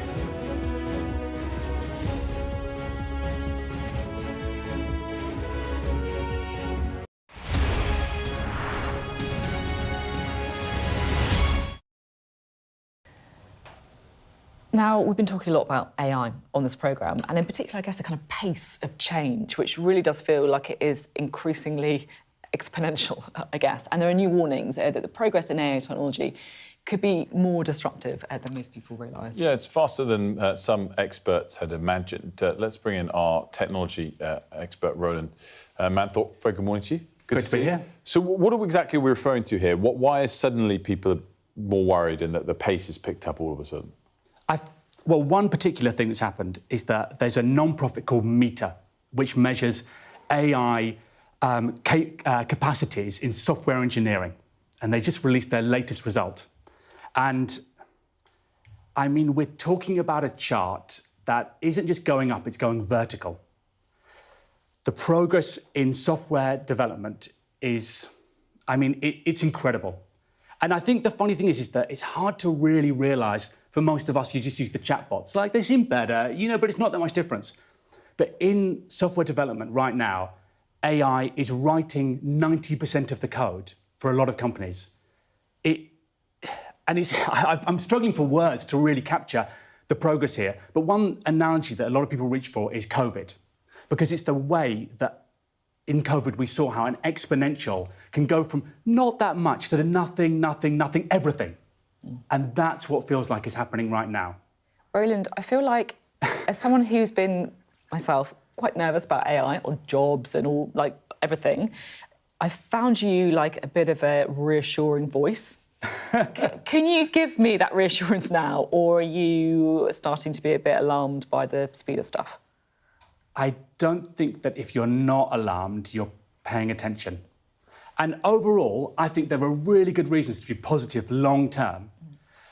But, yeah, it's just the pace of change. So Demis Hassabis, the CEO of Google DeepMind, he says that this will have 10 times the impact of the Industrial Revolution in a tenth of the time. And, like, you might dismiss that as hype, but what if he's only half right? I mean, that would still be the most enormous change, the biggest change in our lifetimes. It's going a lot faster than I predicted, and I think it's the same for everyone in this field. I guess the key point, though, is we have no choice but to embrace it. I mean, it's not like we can cut ourselves off as a country and hope that no one else pursues this. Other countries are. Some are better actors than others. And do you think we are pursuing it sufficiently? Are we embracing it and trying to make sure we harness it in the best way possible here, or not? Yeah, what a good question. It depends what you mean by we. There are some companies and startups who are storming ahead. But I think actually is that distribution probably in the general economy is quite slow compared to those companies. But I will say is that, in fact, is that the UK government is genuinely a world leader. And I know that kind of phrase got totally poisoned during COVID, but actually a world leader in one branch of AI safety, which is incredibly important around bioterrorism in particular. The AI Safety Institute, set up here in the UK, is leading the world in testing these models. And I think that as a result, there is more safety around the risk of bioterrorism. But that doesn't diminish all the risks and all the dangers and all the worries around the economic impact or the impact of super intelligent AIs. And those do seem to be kind of coming at us like a train in a way. There are so many things to unpick here. I just wonder if we could talk about jobs for a minute. Because it feels like this is something that, you talk about the Industrial Revolution and like that obviously had a huge impact on people's jobs, right? And the pace of change, I think, is what people are going to be quite scared about. And just so, I can accept that we need to embrace it, it's happening anyway, but that doesn't mean there shouldn't be safeguards and we shouldn't try to slow it so that we can help people who are going to be caught up in this. I mean, driverless cars, we had the guy on, didn't we, from Wave yesterday. It feels like that kind of thing is going to be here quite soon. That's going to have a huge impact for every person on, every Uber driver or whatever it is, right? Yeah, I mean, so something that people in software development say very seriously, they say, are we the horses? And what they mean by that is that engines kind of came along and improved rapidly for a time, and for a long time, for a while, people didn't really notice. And then suddenly people started saying, hang on, we've got all these horses, we don't need them anymore. And suddenly there weren't horses around. And they're saying, are we the horses of this generation of technological progress? There won't be a need for us. Just talk me through that. Do you mean that there'll just be people who don't have jobs, or there'll just be less people? I think this is something that people say. And this is a real fear they have, because they are working with these tools. And I've got friends who are saying, I don't know what my job is anymore. Yeah. The AI is writing all the code. I'm just overseeing the AI. And this would completely change the employment market. There is an alternative theory, which I think is quite powerful, which says that actually, if we've got AI writing more code, we'll have lots more code and lots more software in the world, and so we might need more software development. But can you see that? In a way, I'm struggling to get across just the sheer shock and awe of the change that's happening right now in tech. And it's quite hard to find words to talk about it, because this is really, in a way, without parallel. That's getting it across, though. Yeah. You can see the look on my face. You can sense it. Roland, so interesting, so great to have you on. We were going to quickly catch this other story, which I don't know if we've got time to fit it in. 40 seconds. You've got 40 seconds, which is Claude, which is one of the kind of leading areas. You were telling us about this. Has retired a model. Yep. And the model's sort of thinking for itself? Opus 3. Yeah, and they've done this strange thing. They've retired it and they've gracefully given it a blog of its own. Like a real person? Yes, like a real person. It's the kind of thing you do when you kind of like... Yeah, I hope that when the rest of us are retired, we get given that kind of grace. Yeah. Somehow, I wonder if the bosses... the models than they will be to us. If the bosses call us up and be like, we're going to give you a great blog and AI is going to do your job, we know what's happening, We do, indeed. We're out of time, bro. As always, thanks so much. Sky News Today.